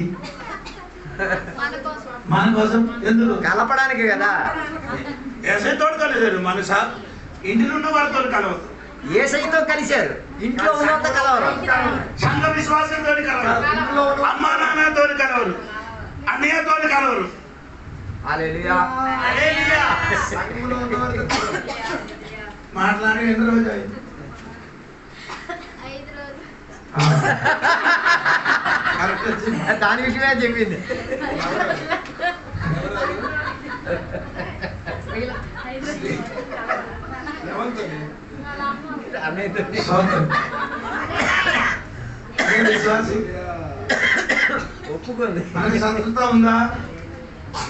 మనకి శత్రుత ఉందా? దేవుని బిడ్డలకి శత్రుత్వం ఉందా? అది ఎక్కడ పడగొట్టలేదు. యేసయ్య మరణం యేసయ్య మరణంతో మన రోజులు ఉన్నా శత్రుత్వాన్ని ఏం చేసేది? పడగొట్టి ఇంకా నీ ఆ గోడ కట్టకూడదు. ఆ గోడని తిరిగి మళ్ళీ మీరేం చేయకూడదు, కట్టకూడదు. యూదులకి అన్యులకి కలవరకుండా ఒక మధ్య గోడ నిలబడింది. అది మధ్య గోడ అంటే ధర్మశాస్త్రం అన్న గోడ. ఆ గోడకి యేసయ్య ఏం చేశారు? ఏం చేశారు? పగలగొట్టింది. ఇదన్నీ చెప్పినప్పుడు నీకు అర్థం అవ్వదు. సార్ ప్రసంగి పుస్తకంలో రాయబడిందంటే గోడకి పగలగొట్టిన వాడికి పాము ఏం చేస్తుంది? కాచేసింది. చదివితే ఎప్పుడైనా గోడకి పగలగొట్టిన వాడు ఏం చేశారు? పాము కాటను. పగలగొట్టిన వారు ఎవరు? గోడని పడగొట్టిన వాడెవడు? గోడకి పడగొట్టిన వాడెవరు? యేసయ్య పడగొట్టినప్పుడు ఆయనకి పామే చేశారు. ఎక్కడ? ఆదికాండం 13, ఆదికాండం 3వ అధ్యాయం 15 వాక్యములు రాయబడి ఏమంటే స్తోత్రం. ఆదికాండం 3వ అధ్యాయము 15 వాక్యములు మీరు చదివితే ఆ యేసయ్య పుట్టిన మునుపే అది ప్రవచనతో అని చెప్పిన మాట. ఏంటి? చదవండి 3వ అధ్యాయం. మరియు మీకును స్త్రీకిని నీ సంతానానికి ఆరి సంతానానికి వైరం కలిగజేసెను. అది నీ తల మీద కొట్టు. నీవు దానిని తర్వాత పాము నిన్ను ఏం చేస్తుంది? ఎక్కడ కట్టుకోడు? తల మీద కాదు, మడి మీద ఏం చేస్తుంది? సాతాను యేసయ్యకి కాపాడు. ఎందుకు కాపాడు అంటే ఆ గోడ పగలగొట్టిన కాబట్టి. ఈ రాత్రి నీ జీవితంలో కలవకుండా నీ కట్టబడిన గోడ పగలగొట్టిన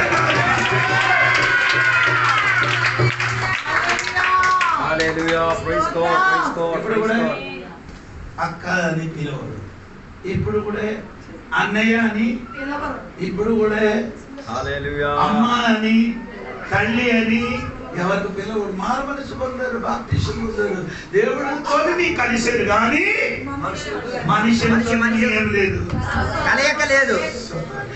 తమ్ముడు నీకు తెలుసుకోరా, నిన్ను తీసుకొని రావడానికి ఆయన తన శరీరం ఏమైంది? మరణించారు. మన శత్రువు ఎవరు? ఇంకా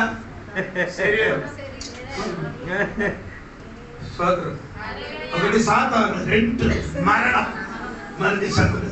అది ఏమంటే కొరింథీ పత్రిక రాయబడింది ఏంటంటే స్తోత్రం. కాబట్టి శత్రువులు యేసయ్య చేశారు, దూరపరిచారు. దేవునికి స్తోత్రం కలిగింది. ఇప్పుడు మనకి 2 శత్రువులు ఉన్నారండి. ఒకటి సాతాను, రెండవది శత్రువు ఎవరు? మరణం. దేవునికి స్తోత్రం కలిగింది. గట్టిగా స్తోత్రం చెప్పాలి. ఈ రాత్రి గోడ ఏం చేయకూడదు. దగ్గర కూర్చున్న వాడిని చెప్పండి, మధ్యలో గోడ కట్టకూడదు. గోడ కట్టద్దు, గోడ కట్టను. ఒకరికే చెప్పింది. దేవుడు మనుషుల మధ్య గోడ కట్టకండి. ఇరుగు కూడా 7 మార్లు తిరిగినప్పుడు ఏమైంది? కూలి పడింది. అప్పుడు యోసువ గారు ఒక మాట చెప్పారు, ఇంకా ఎవరైనా ఈ పట్టణాన్ని తిరిగి గోడ కట్టిన ఏడన శపింపబడును. అది పెద్ద ఉడుకు చుట్టుపోతుంది. కుమారుడు అన్ని గుంపం పెట్టినప్పుడు చిన్న కుమారుడు కూడా చనిపోతాడని బైబిల్ చెప్పుతున్నారు. అది మీకు అందరికీ తెలిసారు కాబట్టి గోడ కట్టితే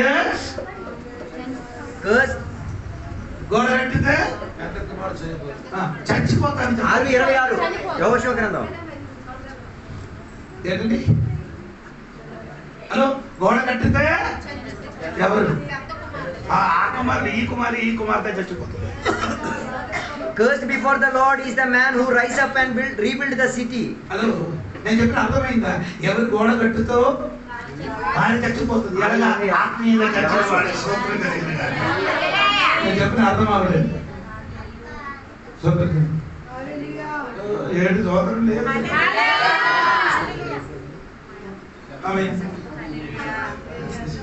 హలో, నీకు అన్యాయం చేయని వాడు చూసినప్పుడు నువ్వు వయసులో చెప్పడానికి దమ్ముందా? మీకు అన్యాయం చేసిన వాడిని చూచినప్పుడు నవ్వి ప్రైజ్లో చెప్పగలుగుతున్నారా? నా చెప్పలేదు. గోడ కట్టేది. గోడ కట్టితే నీకు వచ్చింది. హల్లెలూయా. మీరు చెప్పలేకపోతే దాని అర్థం మీరు గోడ కట్టేశారు. గోడ కట్టితే ఏమవుతుంది? చచ్చిపోయారు కుమారుడు. ఆగదు. ఈ కుమారుడికి ఆ కుమారుడు ఈ కుమారుడు ఇక్కడే చచ్చిపోయారు. హల్లెలూయా. హలో, మళ్ళగారు ఆపండి. చర్చకి వచ్చినది మారు మనసు పొందండి. సరి అయిన మార్పు. ఆమేన్. హల్లెలూయా. వాక్యం ఎన్నోసారి వినరు కానీ ఇప్పుడు కూడా గోడ కట్టుకొని మీరు కూర్చున్నారు. యేసు నామములో ఆయన మనతో యేసుతో కలవడానికి మన మధ్య ఉన్న గోడ ఆయన శరీరంలో చంపబడి ఇల్లు కొట్టారు. ఇంకా మీ కట్టకూడదు.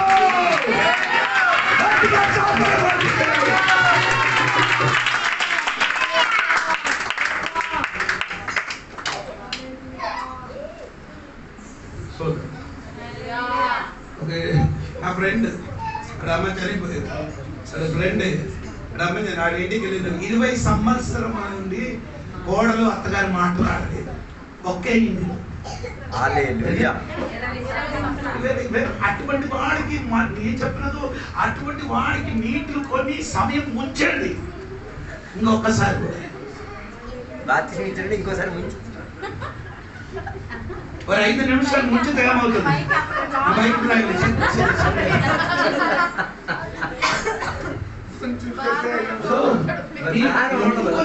నాకు అది చెప్పండి.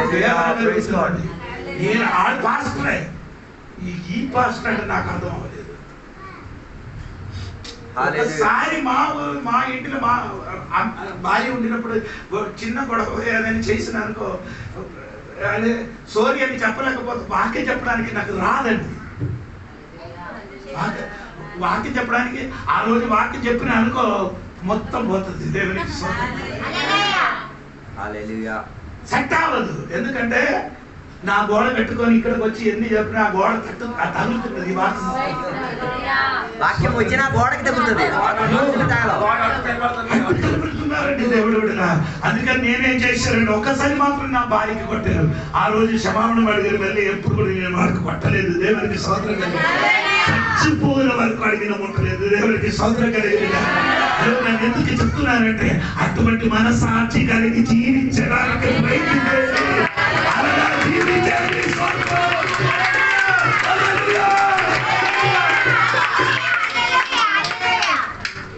మీకు ఇదే నేను చేసిన కానీ సమస్య లేదు, ఏ ప్రాబ్లం, ఏ బాధ లేదు. గోడ మీద స్టూల్ కట్టేసి మరి చెప్పారు. దేవుడు సంగమా, దేవుడికి స్తోత్రం. అనుకున్నారు అయ్యారు నేను మాట్లాడలేకపోతే ఏమవుతుంది? ఏం చెప్పినా కానీ నేను గోడ కట్టుకొని ఉంటామని చెప్పి కట్టుకో తల్లి. నీ పరలోకం వెళ్తావా లేదా అని నాకు తెలియదు, దేవుడికి తెలుసు. ఎందుకంటే పౌలు గారు చెప్పిన కోపం ఉండే ఎప్పుడు వరకు దాన్ని క్రమపరచుకోవాలి. నీ క్రమపరచలేకపోతే కింద వాక్యం రాయబడి కింద ఉంది. క్రమపడకపోతే ఎఫ్ఎస్సి పత్రిక చూడండి 5వ అధ్యాయం కదా, 5వ 26, 27 వాక్యం. బైబిల్ లేదంట.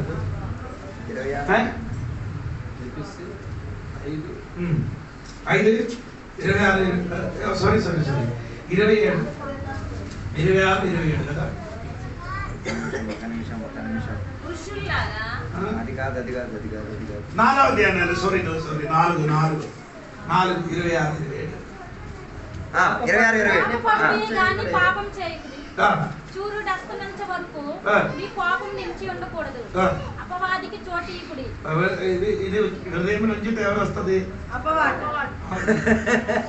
అంటే సూర్యుడు ఉదయించి అస్తమించే లోపల మీరు క్రమం అవ్వకపోతే ఆడొచ్చి దూరిపోతాడు. ఎవడు? సాతాను. ఇప్పుడు సాతానికి గోడ ఉంది, ఆడి లోపల కూర్చోడానికి మంచి చోట ఉంది. సీటింగ్ కూడా ఇచ్చేశారు. సీటింగ్ అది గోడ వల్ల ఎవరు కనబడదు. సాతాను కూర్చుని ఎవరు కనబడరు. ఎందుకండి? మీరే గోడ కట్టారు కాబట్టి. మీరే కట్టారు. హృదయ లోపల ఏముండకూడదు. మంచి మనసాక్షి స్తోత్రం కలిగిన రండి ఉండాలి. మనసాక్షి మంచి మనసాక్షితో మంచి హృదయంతో దేవుడి సన్నిధితో రండి. దేవునికి స్తోత్రం కలిగిన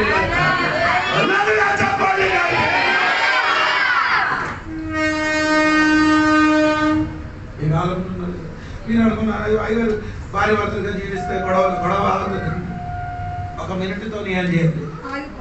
అయిపోవాలి. సంఘంలో అయితే ఏమో అవుతుంది, గొడవలు అవుతాయి. బైబిల్ సామెతల పుస్తకంలో ఏంటంటే ఎద్దులు ఉన్న చోటలో ఏముంది? కలహం ఉంది. ఎద్దులు ఉన్న చోట ఎద్దు సామెతల పుస్తకం చోట్ల ఏముంది? అపరిష్కరంగా ఉంది. పరిష్కారంగా పరిష్కారం ఉండదు. ఎద్దులున్న ఏముంది? పేడ ఉంది. ఎద్దులు లేకపోతే శాస్త్రం ఉంటే చిన్న చిన్న తగులు వస్తుంది అని మీరు అనుకున్న దేవుడు సంఘం అలాగే జరుగుతుంది. అలాగే ఉందండి. సామెతల పుస్తకం ఇంటికి వెళ్ళి చదువుతుంది. సంఘం అయితే ఏమో ఉండొచ్చు, తగులు అదేం చేయాలి? సెట్టింగ్ అయిపోవాలి, కలిసిపోవాలి. అదేం చేయను చెయ్యరు. కలవదు. మనుషులతో ఏం చేయాలి? దేవుడు మనుషులతో కలిసేది. దేవుడు నీ దేవుడితో కలిసేది, కానీ నువ్వు మనుషులు కలవు. మనం దేవుడితో ఏం చేసేది? కలిసేది. ఎలాగా? ఆయన మనం దేవుడితో కలిసేది, కానీ మనము దేవుడితో కలిసిన మనుషులతో ఏం చేయాలి? అది కాదండి. రెండు కూడా ఉండాలి. దేవుడితో కలవాలి, మనుషులతోనే. స్తోత్రం చెప్పండి. దేవుడు మనసాక్షి అంతే వింటే మనసాక్షి అంటే అందుకని దేవుడు హోషేయ గ్రంథంలో ఎందుకంటే నీ భార్య ఆ భార్య ఏం చేసినా వారు వేరొక పురుషుడితో వెళ్ళిపోయిన తర్వాత ఆడికి తెచ్చి రమ్మని చెప్పారు. ఏంటండి? లేదు ఒకటే అధ్యాయం హోషేయ గ్రంథంలో ఒకటే అధ్యాయం తన స్త్రీ వేరొక పురుషుడితో సాంగత్యం పెట్టలేదు. ఈ దేవుడు చెప్పారు నీ వెళ్ళి ఆడికి మళ్ళీ ఏం చేయాలి? కొనుక్కొని తీసుకురామని. అది ఎందుకనే చెప్పండి. ఇశ్రాయేలు మీరు కూడా అలాగంట. ఇశ్రాయేలు మీరు కూడా ఇదే రీతిగా మార్పు చెందారు. అలాగే ఉన్నారు. ఇశ్రాయేలు అయితే అప్పటి వరకు దేవుడితో సాంగత్యం పెట్టి దేవుడే ఆయనకి పెనుబెట్టిగా ఉన్నారు. అక్కడ నుండి యేసయ్యకి విడిచిపెట్టి ఎవరికి పెనుబెట్టిగా స్వీకరించారు? లేదు. బొమ్మలకి సేవ విగ్రహారాధనకి వెళ్ళిన కాబట్టి దేవుడు చెప్పారు. దేవుని అదే చెప్పారు. అలాగా నేను కూడా నిన్ను చేర్చినట్టుగా మీరు కూడా ఎలాగా చేర్చుకోమని చెప్పారు. అదే చెప్పండి. ఇప్పుడు ఒక విశ్వాసి 7 మార్లు పాపం చేసి మళ్ళీ నేను దగ్గరికి వచ్చి క్షమాపణ అడిగితే నీ ఏం చేయాలి? క్షమించాలి. అలా ఉందా బైబిల్? ఒక విశ్వాసి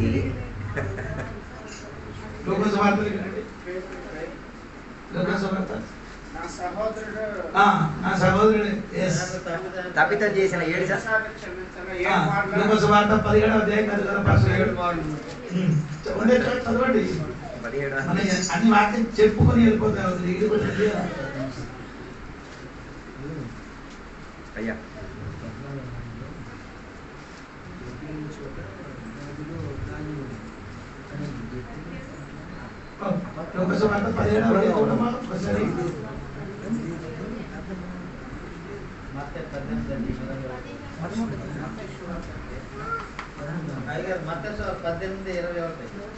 అది చదవండి భాష గారు ఒకసారి. ఆ సమయం పేతురు ఆయన అంతకు వచ్చి అది కాదండి భాష గారు, ఇది లూకాసు వార్త 17వ అధ్యాయము 4వ వాక్యం చూడండి.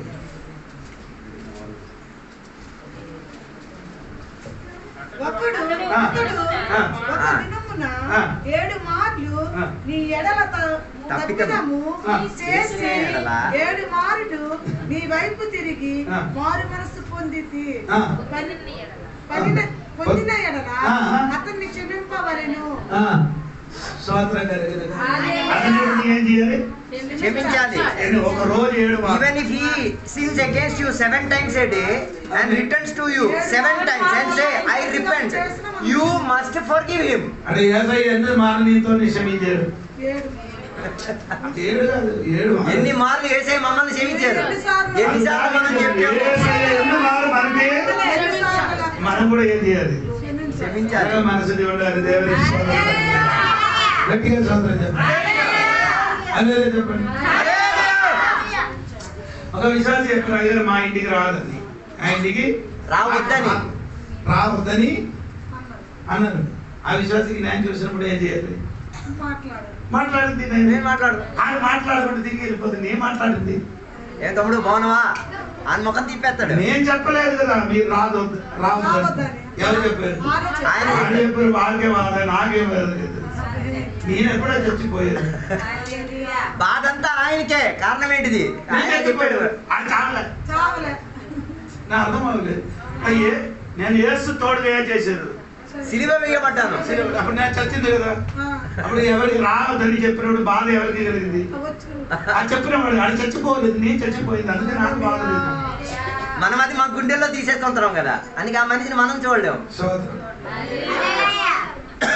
మీరు అనుకున్న జోడిపాటి దగ్గర ఎవరు అంటారు? ఎన్నెన్న మాట్లాడారు. అమ్మో సోదరు ఇలాగ విడిచిపెట్టి నా ఇంటిలో ఉన్న పొలం మీద పని చేస్తే బాగుంటాను అని వంద సారి ఆలోచించారు.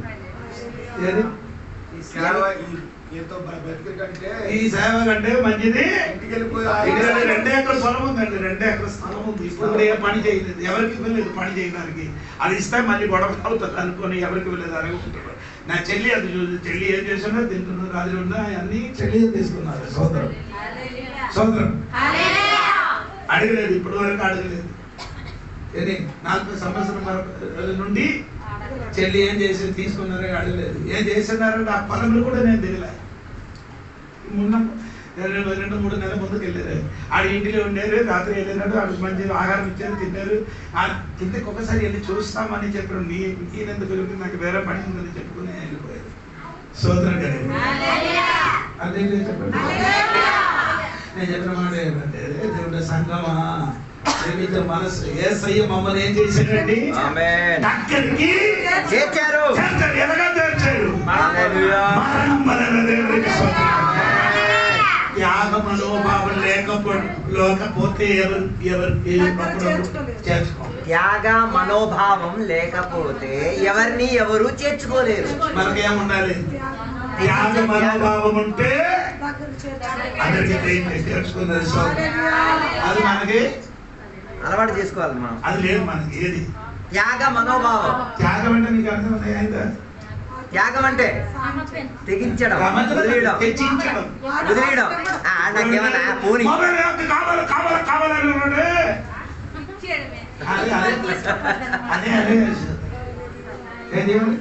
అది యేసు ప్రభు దగ్గర ఒక బట్టలు అడిగితే అది మనకి ఒక బట్టలు అడిగితే ఒక కిలోమీటర్ నడవడానికి అడిగితే 2 కిలోమీటర్ నేను చెప్పిన కాదండి, బైబిల్ చెప్పిన నీకది. అయ్యో ఇది యోగాన్ని మారు మనసు పొందడానికి బాప్టిజం పొందడానికి వచ్చిన వాళ్ళకి చెప్పిన మాట. సరి అయిన మారు మనసు వస్తే అలా వస్తుంది. రాత్రి 12కి మా ఇంటికి 2-5 రేపు నిన్నెక్క ఎప్పుడు పంపించాలి. రాత్రి 12కి ఫోన్ చేసి అయ్యారు బాధలేదు ఇంటికి రావాలి రేపు వస్తానని చెప్పినా మారు మనసు పొందిన వాడికి తప్పరు. ఎంత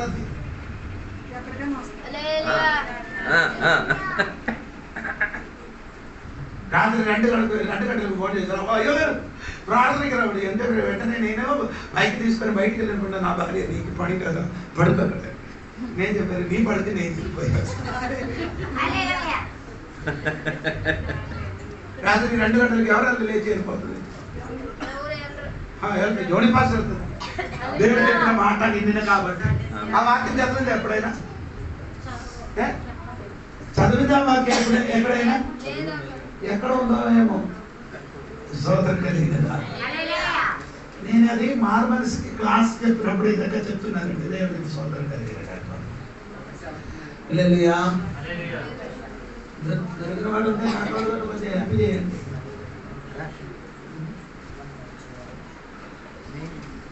బాప్టిజం వచ్చేది యోహన్ గారు చెప్పినాడు. మత్తయి సువార్త 3వ అధ్యాయంలో అనుకున్నాను. 3వ అధ్యాయంలో అనుకున్నాను నేను. సో బాప్టిజం పొందడానికి వచ్చిన వారికి ప్రజలను చూసి చెప్పిన మాట.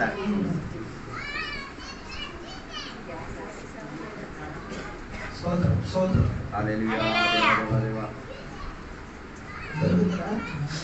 చూస్తున్నాను.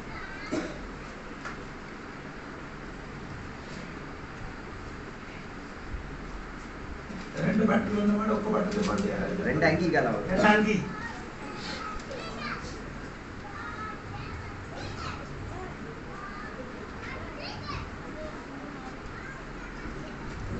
పాత బైబిల్ అయింది కాబట్టి ఇది ప్రోగ్రాం. పాత బైబిల్ అయితే పట్టకుండా తీసుకోవచ్చు.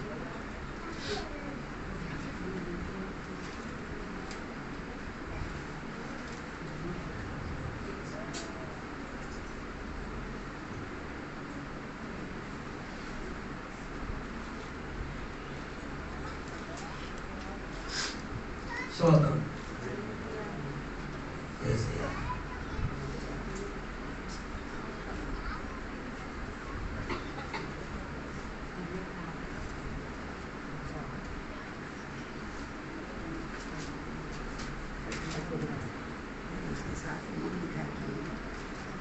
ఐదో అధ్యాయము 38 కంటి కన్ను పట్టికి ఎవడైనా నీ మీద వేచి వేసింది ఈయన చెప్తాడు. యోహాను చెప్తాడు. దుష్టులు ఎరిగింపక నేను కుడి చెంప మీద కొట్టువా అని వైపునకు ఎడమ చెంప కూడా తిప్పుము. ఎవడైనా నీ మీద వేసి వేసి నీ అంగి తీసుకొని కోరి నీ పై వస్తువు కూడా ఇచ్చివేయము. ఒకడు 1 మైలు దూరము రమ్మని నిన్ను బలవంతం చేసి వాటితో కూడా 2 మైళ్ళు వెళ్ళుము. హలో నేను అడుగువానికి నిన్ను అప్పు అడుగురు. సోదరుడు చెప్పండి. 1 మైలు రమ్మని చెప్తే 2 మైలు వెనక్కి వెళ్ళిపోతారు. నాకు ముందు రాదు. సోదరం మా విశ్వాస సీరియస్ గా ఉంటున్నప్పుడు వైజాగ్ ఉంది. ఆడ అమ్మ ఆడ కూతురికి సీరియస్ గా ఉంది. ఆడ అమ్మ విశ్వాసి కూతురికి మన చర్చికాయ అడుగుబట్టలు లేదు వాడు. నేను ఇక్కడ నుంచి బండి తీసుకొని వైజాగ్ వెళ్ళలేదు. 4,000 ఖర్చులు 5,000 ఖర్చులు చేసి అంటే మీరు చెప్పిన అయ్యగారికి డబ్బులు ఉన్నా కాబట్టి అది కాదండి. మారు మనసు వస్తే ఇదన్నీ కరెక్ట్గా వస్తాయి. సరైన మారు మనసు వస్తే నీ ఇంట్లో ఉన్న పశువులు కూడా తెలిసిపోతుంది. సరైన మారు మనసు వస్తే ఎవరికి కూడా తెలుసు, పశువులు కూడా అర్థమైపోతుంది. వాటికి కూడా తెలుసా, వాటికి కూడా మీరు కొట్టడానికి వెళ్ళరు. కొట్టడానికి వెళ్ళరు. ముందుకు మారు మనసు పొందినప్పుడు బస్సు వస్తే కర్ర పట్టుకొని కన్ను మూసి చేశారు. దుప్పు దెబ్బ బాగా డబ్బు కొట్టినవాడు ఇప్పుడు మారు మనసు పొందితే ఏం చేయరు. ఎందుకు ఆయనకు కొట్టితే నొప్పి వస్తాను, నీకు కొట్టితే నొప్పి వస్తాను అనుకొని కొట్టకుండా వదిలిస్తాను. చెప్పండి. నేను చెప్తున్నదంటే దేవుడితో మనం ఇంకా ఏం చేయాలి కనిపిస్తుంది. ఎలాగా శిలువ మరణం. వాక్యలోనికి రండి, వాక్యలోనికి రండి. 19 3వ అధ్యాయం 18 వాక్యం. ఇంకా కనిపెట్టుచుండినప్పుడు అవును 18 చదువు. 18 తెచ్చుటకు అనీతి మంతుల కొరకు క్రీస్తు స్వాతంత్రం చేయండి. మమ్మల్ని తీసుకొని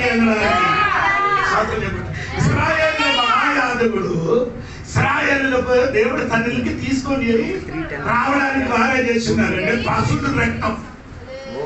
పశువుల రక్తం తీసుకొని ఎక్కడికి వెళ్తుంది? అది పరిశుద్ధ స్థలంలోనికి తీసుకొని వెళ్తుంది. అంటే యాజకుడు వేరే, రక్తం వేరే. సోదరు ఎక్కడికి తీసుకొని వెళ్ళడానికి? అంటే మనిషికి విడుదల కొరకు యాజకుడు వేరే, రక్తం వేరే, ఇది తీసుకొని వెళ్తున్నారు. ఇక్కడ యేసు ప్రభుని చూడండి, ఆ యాజకుడు ఆయనే. అర్థమైందా లేదా నాకు తెలియదు.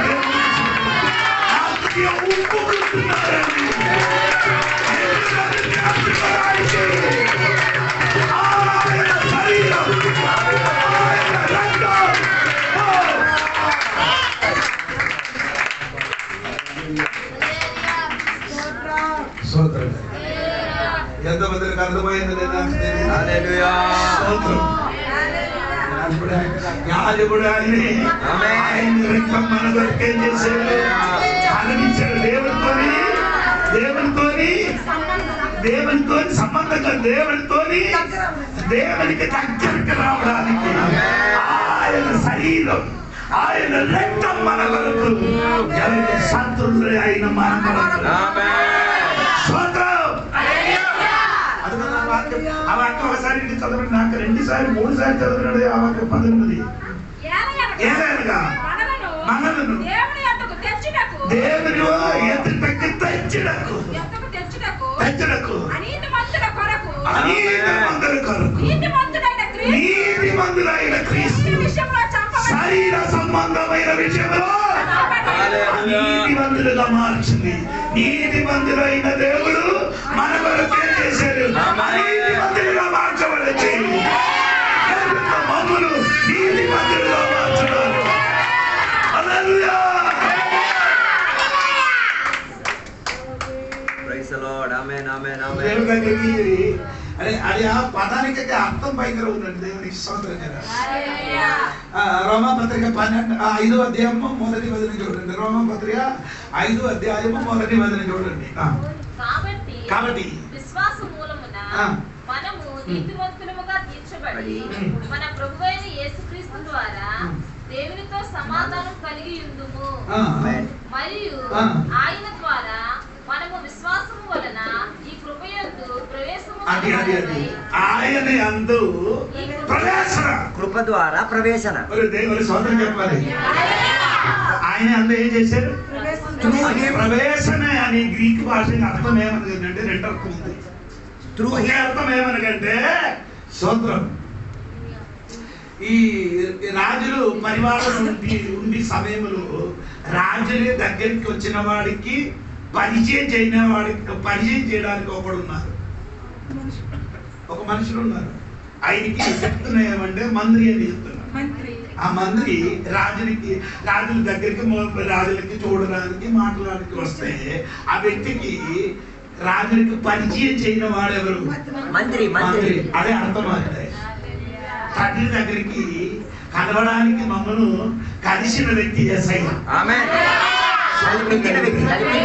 తండ్రి దగ్గర కనిపించడానికి యేసయ్య మన కొరకు ఏం చేశారు? మధ్యవర్తిగా నిన్ను పరిచయం చేశాడు. కనుక ఆయన మరణం వలన నిన్ను దేవుడి దగ్గర నిన్ను ఏం చేశాడు? పరిచయం చేశాడు.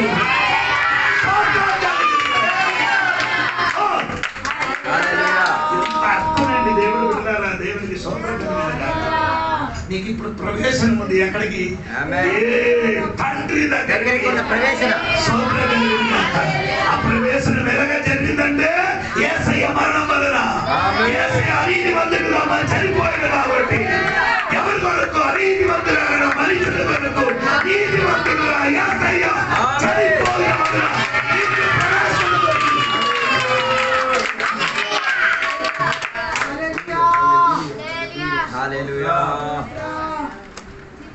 అనీతిమంతుడు అయిన మన కొరకు నీతిమంతుడైన శరీరంలో చనిపోయాడు కాబట్టి తండ్రి దగ్గరికి మనకేముంది? అప్పుడు ప్రవేశం లేదు. మన తండ్రికి ఎదురుగా శత్రుగా జీవించారు. ఇప్పుడు శత్రు కాదు, తండ్రి అని పిలవడానికి ఉన్న అవకాశం దొరికింది. ప్రవేశం దొరికింది కాబట్టి తండ్రికి ఎలాగ పిలవచ్చు?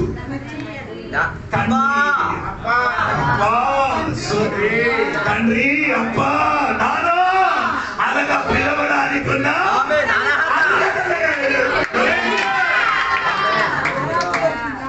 దగ్గరికి రావడానికి అర్హత ఉండేది కాదు. పాత నిబంధనలో ఉన్నవాడు తండ్రికి ఎలాగ పిలిచారు? పాత నిబంధనలో ఉన్న భక్తులు దేవునిని ఎలా పలికేవారు? పాత నిబంధనలో ఉన్న భక్తులు తండ్రి అయిన దేవుని ఎలా పలికేవారు? పిలిచేవారు. ఎలా పిలిచారు?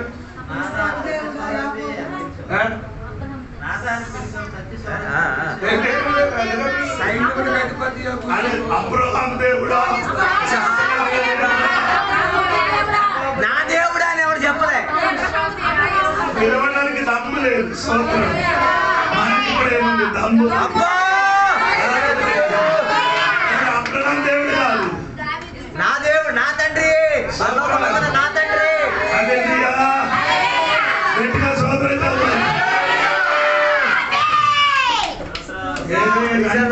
చనిపోయిన ముందు దావీదు కుమారుడు అంట పిలిచారు. చనిపోయిన తర్వాత దావీదు కుమారుడు అని పిలువలేదు. స్తోత్రం. ఎలా పిలిచారండి దేవుడికి తండ్రి? హల్లెలూయా. ఆమేన్, ఆమేన్, ఆమేన్. తండ్రికి ధైర్యంగా ప్రవేశించి పిలవడానికి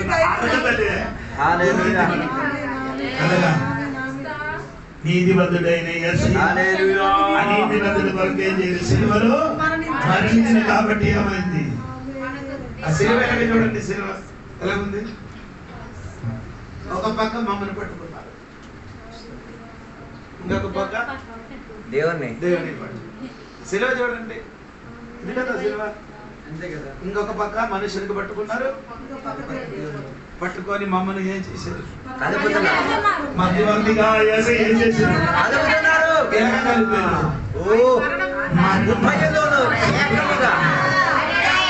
చెప్పండి. సోదరం కలిగి సోదరం ఆమె చెప్పండి. ఈ రాత్రి నీకు అర్థమైందా తల్లి? నేను కలిపారు, ఇంకా నీ కలిపినప్పుడు ఇన్ని మధ్య ఏం చేయకూడదు? అందరికి చెప్పాలి. మధ్యలో ఏం చేయకూడదు? ఏదైనా గోడ ఉండే యేసు నామమున. నేను చెప్పను, నేను చెప్పను. నాకు గోడ లేదు కాబట్టి నేను చెప్పను. నేనైతే పగల కొడతాను గోడని. నేను గోడ పగల కొట్టి ఎప్పుడెప్పుడో కొట్టాను. గోడ కట్టిన వాడు చెప్పు.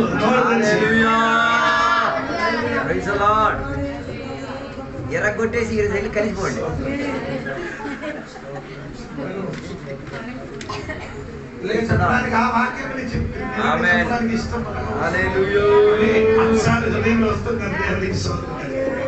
అలాగే చెప్పడం మంచిది కాదు కదా దేవునికి.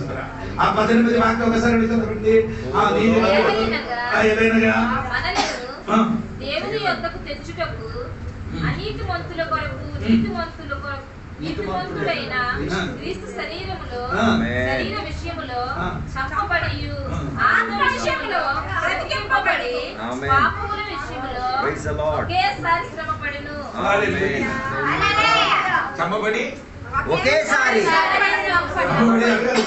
ఆత్మ విషయములో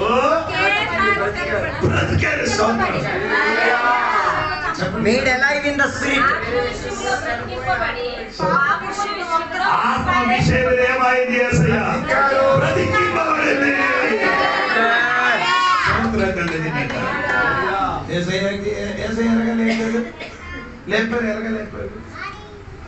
యేసయ్య మరణం నుంచి ఎలా లేపబడ్డారు?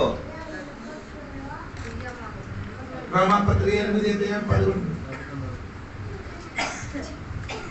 రోమా 8:11.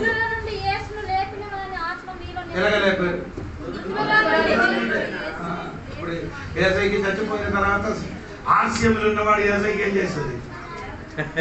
సమాధి చేస్తుంది. మీరే హాస్యములు ఉన్నవాడు ఎవరైనా ఉన్నారు? హాస్యం నుంచి వచ్చిన వాడు, ఆర్సీఎం అన్న విశ్వాసం నుంచి వచ్చిన వాళ్ళు ఎవరైనా ఉన్నారా? అందరూ అదే.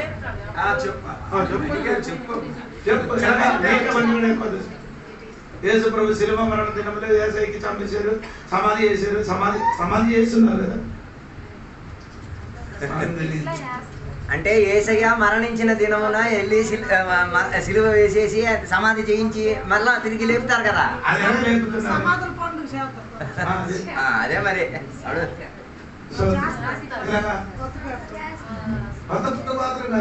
అన్ని పేటలు అవుతుంటాయి. కొత్తపేట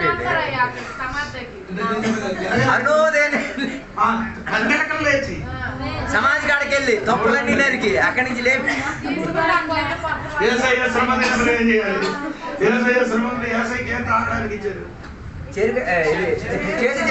మీరేం చేద్దాం నీళ్ళు తాగారు కాకరకాయ ఆకలి తించి తాగడానికి ఇచ్చారు. ఏసే తాగారన్నది మేము మనం కూడా అదే తాగడానికి ఇచ్చిందండి. ఇప్పుడు ఆశయం ఇచ్చిందండి. ఆశయం మాత్రం కాదు, మిగతా సంఘాలు కూడా కొంచెం మొత్తం సంఘం సమాధి కాడికి వెళ్ళిపోతారు. చచ్చిపోయినప్పుడు మాత్రం సిలువ వేసినట్టుగా చంపరు. ఏసయ్యను సిలువ మీద ఎక్కించినట్టు వాళ్ళు ఎక్కరు, చంపరు.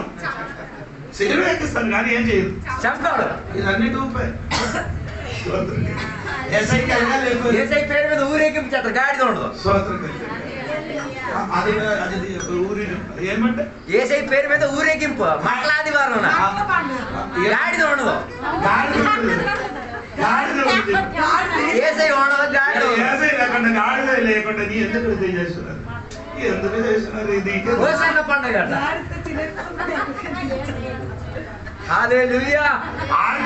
వారికి అన్నిటికీ 13 పండుగ, నువ్వు మొత్తం పండుగ.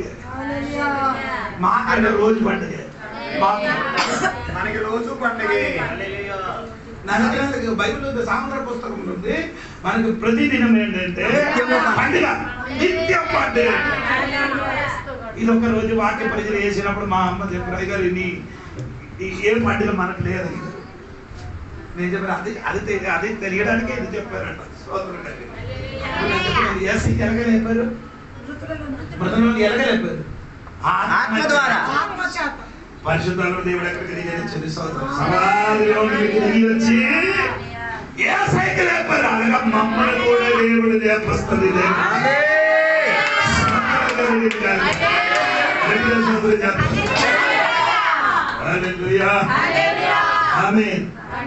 ఆత్మలు లేపబడినట్టుగా మనం కూడా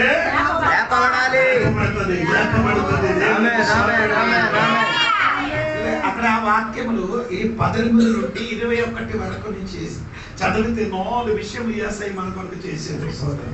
ఒకటి, యేసయ్య చనిపోయారు సోదరు. వాక్యం వచ్చిన వారు చెప్తారు దేవునికి సోదరు. తర్వాత యేసయ్య చేసిన పరిచర్య, తర్వాత ఎవరు చేసిరు? నోగాము చేసిన పరిచర్య. నోగాము ఏం చేసిరు? కొత్త నిబంధన, పాత నిబంధన. కొత్త నిబంధనలో నోహం ఏం చేశాడు?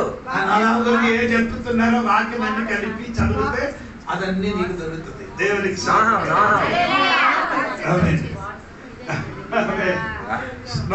కాలంలో సిద్ధపరిచి ఎక్కడికి వెళ్ళారు? ఎక్కడికి వెళ్ళారు? 19 వాక్యములు ఎక్కడికి వెళ్ళారు? చెరలో ఉన్న ఆత్మల యొక్కకు ఆయన ఆత్మ స్వరూపిగానే ప్రకటించెను. అర్థం చెప్పండి.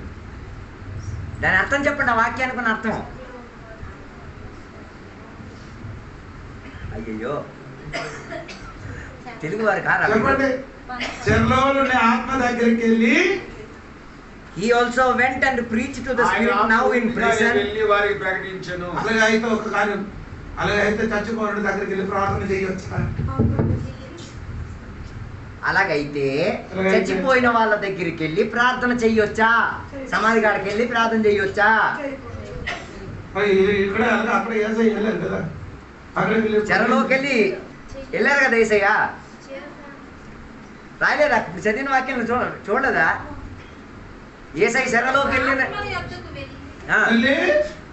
చచ్చిపోయిన దగ్గరికి ప్రార్థన చెయ్యొచ్చని కొందరు చెప్తున్నారు. మనకు అలాంటి పద్ధతి లేదు. వెళ్ళి యేసయ్య వెళ్ళారు కదా, అలాగే మనం వెళ్ళాలా అని అడుగుతున్నారు. అయ్యో ఆత్మరూపిగా వెళ్ళారంటే ఆయన అర్థం యేసయ్య చచ్చిపోయిన వెంటనే ఎక్కడికి వెళ్ళారు? ఆడ దగ్గరికి వెళ్ళారు. ఎవరి దగ్గరికి? చంద్రబాబు దగ్గరికి వెళ్ళారు. స్తోత్రం. మళ్ళీ ఏసై లేచారు ఎప్పుడు 3 రోజుల తర్వాత. అదే ఆత్మరూధిగా అక్కడికి వెళ్ళారు. ఎక్కడికి? అదే తర్వాత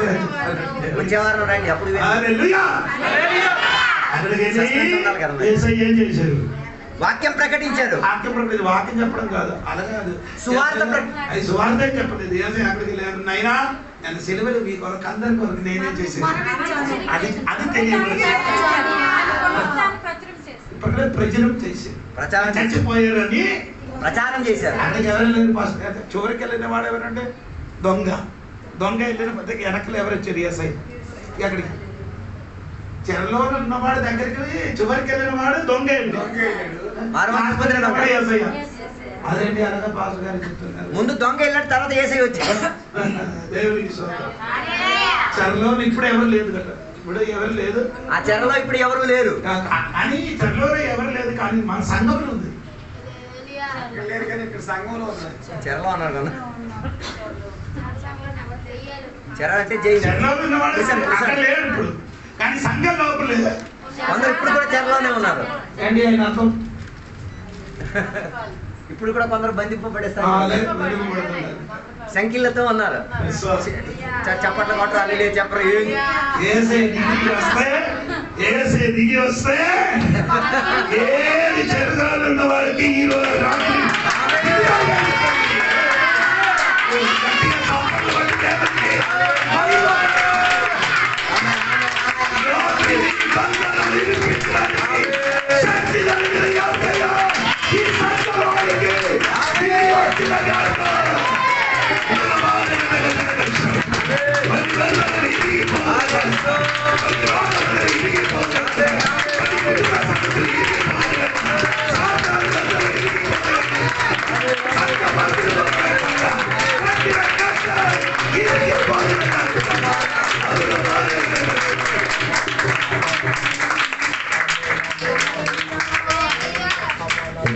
దేవుని బిడ్డలందరూ మనం సమర్పించుకున్నాం. క్రీస్తు దగ్గరికి రాకుండా ఉండి కట్టుకున్నారు. ఆ తెరను ఏసై చింపేశారు. మన కన్వర్సం కలిగిన మన సాక్షిని దేవుడు బాగుపరిచి తీరడానికి అవకాశాలు దేవుడు మనకి ఇచ్చారు. ఈ రాత్రి వేళ నీ మనసాక్షిని ఒక్కసారి పరిశోధించుకున్నాను. నీ మనసాక్షి నేను ఎక్కడైనా గద్దిస్తుంటే అదే నేను దేవుని దగ్గరికి చేర్చుకోకుండా అడ్డుపరిచి తీరేది. మూడోదిగా నేను అడ్డుపరిచి తీరేది నీ బండరాతి కలిగిన హృదయం. సరైన పద్ధతి కాని హృదయం ఉన్నది కాబట్టి, హృదయం సరిలేదు కాబట్టి చాలా మంది దేవుని దగ్గరికి రాలేకపోతున్నారు, దేవుని చూడలేకపోతున్నారు. నాలుగోదిగా నీ శరీరం ఏ రీతిగా క్రమం అవ్వలేదు కాబట్టి, కడగబడలేదు కాబట్టి దేవుని దగ్గరికి రాలేకపోతున్నావు. ఐదోదిగా నువ్వు దేవుని దగ్గరికి రావడానికి నీకు ధైర్యం సరిపోవట్లేదు. ఈ రాత్రి వేళ యేసయ్య మన కొరకు మధ్యవర్తిగా ఉన్నాడు. ఈ రాత్రి వేళ యేసయ్య మనలను దేవుని దగ్గరకు చేర్చుకు తీరడానికి శత్రువులుగా ఉన్న మనల్ని మిత్రుడిగా మార్చి తీరారు. యూదులకు అన్యులకు కలిగిన భేదగతిని ఆ గోడని యేసయ్య, దేవుడి ధర్మశాస్త్రమైన గోడని యేసయ్య బద్దలుగొట్టుకు తీరారు. ఈ రాత్రి వేళ ఆ గోడని తిరిగి కట్టవద్దు. మనకి భేదగతి ఏం లేదు. పెద్ద కులమో చిన్న కులం అన్న భేదాలు లేవు. నేను గొప్పోడిని చిన్నోడిని అన్న భేదగతి లేదు. నేను ఆస్తి ఉన్నోడిని లేనోడు అన్న భేదగతి మనకు లేదు. నేను ధనవంతుడిని నువ్వు దరిద్రుడు అన్న భేదగతి మనకి లేదు. నువ్వు కోడలివి నేను కూతురివి అన్న భేదగతి మనకి లేదు. మనందరము వయోము దేవుని దగ్గర స్నేహబంధంలోకి ఏర్పడ్డాం. ఈ రాత్రి వేళ దేవుని యొక్క సన్నిధిలో మనం ఒప్పుకొనిచుంటాం. ఏ దేవా, యేసయ్య మూలంగా, యేసయ్య మరణ మూలంగా కొన్ని విధులు ఎరగబడి తీరినాయి, కొన్ని గోడలు విరిగి తీరినాయి, కొన్ని వలలు చెరిగిపోయి తీరినాయి. రాత్రి వేళ దేవుని యొక్క సన్నిధిలో ఒప్పించుకో. యేసయ్య రాత్రి వేళ కొందరిని కూడా కలపడానికి సిద్ధంగా ఉన్నారు. దేవుని ఆయన రక్తము ద్వారా, ఆయన మరణం ద్వారా ఈ రాత్రి వేళ కొందరు కూడా దేవుని యొక్క సంఘములో చేరాలి, కొందరు కూడా దేవుని యొక్క రాజ్యంలో చేరబడి తీరాలి. ఈ రాత్రి వేళ నీ మనసాక్షిని నేను ఎక్కడైనా ప్రశ్నించి ఉంటే, రాత్రి వేళ నీ హృదయం ఎక్కడైనా నేను బాగుపరచలేకపోతే ఈ రాత్రి వేళ సరైన లేదు. ఈ రాత్రి వేళ ప్రార్థన చేసే సన్నివేశముగా నేను నీవు సరిపరుచుకు తీరడానికి చక్కని అవకాశం. ఎక్కడైనా దేవుని యొక్క వాక్యం నేను తాకుంటే ఈ రాత్రి వేళ పశ్చాత్తాప మనోభావంతో ఒప్పేసుకో. క్షమించడానికి యేసయ్య సిద్ధం. ఒకరొకరిని క్షమాపణ అడిగేసుకో. ఒకరొకరితో మాట్లాడడానికి ప్రారంభించేసుకో. ఒకరొకరి పట్ల కక్షలు పెట్టుకుంటే ఈ రాత్రి వేళ వారి దగ్గరికి వెళ్ళి చెప్పమ్మా, ఇన్ని రోజులు కక్షలు పెట్టుకుని ఉన్నాను, మాట్లాడకుండా ఉన్నాను, నేను పలకరించకుండా ఉన్నాను, క్షమించు, మందించు. మనం ఇరువురం పరలోకానికి వెళ్ళి తీరాలి. మనం ఇరువురం ఈ ఘోర రూపకమైన బద్దలు కొట్టి తీరాలి అని రాత్రి వేళ ఒప్పేసుకో. ఈ రాత్రి వేళ దేవుడు నీతో నేను మాట్లాడి తీరుతున్నాను. అందుకే దేవుని గురులారా ఈ రాత్రి వేళ దేవునికి సన్నిధిలో సమర్పించుకుందాం. వేసి ఈ రాత్రి వేళ గది మధ్యలోకి దిగి వచ్చి కొందరిని కలపడానికి కూడా ప్రయత్నం చేసి తీరుతున్నాం. ప్రార్థన చేసే సందర్భమున ఒప్పుకుంటావా? దేవా నన్ను కలుపుము దేవా, నా కుటుంబంతో నేను కలుస్తాను, నా సంఘ బిడ్డలతో నేను కలుస్తాను, నా పాస్టర్ గారితో నేను కలుస్తాను, నా ఇరుగు పొరుగు వారితో నేను కలుస్తాను, అందరితో నేను కలిసి ఉండేటట్టుగా నా తెరను చింపినట్టుగా ఈ రాత్రి వేళ యేసయ్య కొన్ని తెరలను చింపడానికి తయారై తిరుగుతున్నారు. యేసయ్య కొందరు మనసాక్షిని బాగుపరచడానికి తయారై సిద్ధంగా ఉన్నారు. ఈ రాత్రి వేళ ప్రశ్నించుకొని నీ మనసాక్షి నేను గర్విస్తున్నదా, నీ మనసాక్షి నేను ప్రశ్నిస్తున్నదా, దానిని సరిపరుచుకు తీరడానికి రారాజుగా యేసయ్య వచ్చాడు. నీ హృదయాన్ని కడగడానికి, నీ లోపల ఉన్న ఘోర స్థితిగతులను సరిపరచుకు తీరడానికి వైద్యుడైన యేసయ్య రాత్రి వేళ వచ్చి తీరాడు. నీ శరీరాన్ని బాగుపరచుకు తీరడానికి, నీకు ధైర్యం తీసుకొచ్చి తీరేంతటిగా ఏదైనా తోట లోపల యేసయ్య ఆదామును వెతికినట్టుగా ఈరోజు నీ పేరు పిలిచి వెతుకున్నాం. ఆదాము నువ్వు ఎక్కడా? నేను కలపడానికి నేను వచ్చానని రాత్రి వేళ చెప్పుచున్నాడు యేసయ్య. ఈ రాత్రి వేళ సిద్ధం కలిగి ఉందాం. దేవుని యొక్క సన్నిధిలో సమర్పించుకుందాం, ప్రార్థన చేసుకుందాం. మన మధ్యలో ప్రభా పాస్టర్ గారు ఉన్నారు, ప్రార్థన చేసి ఈ సభలను ముగించేస్తారు.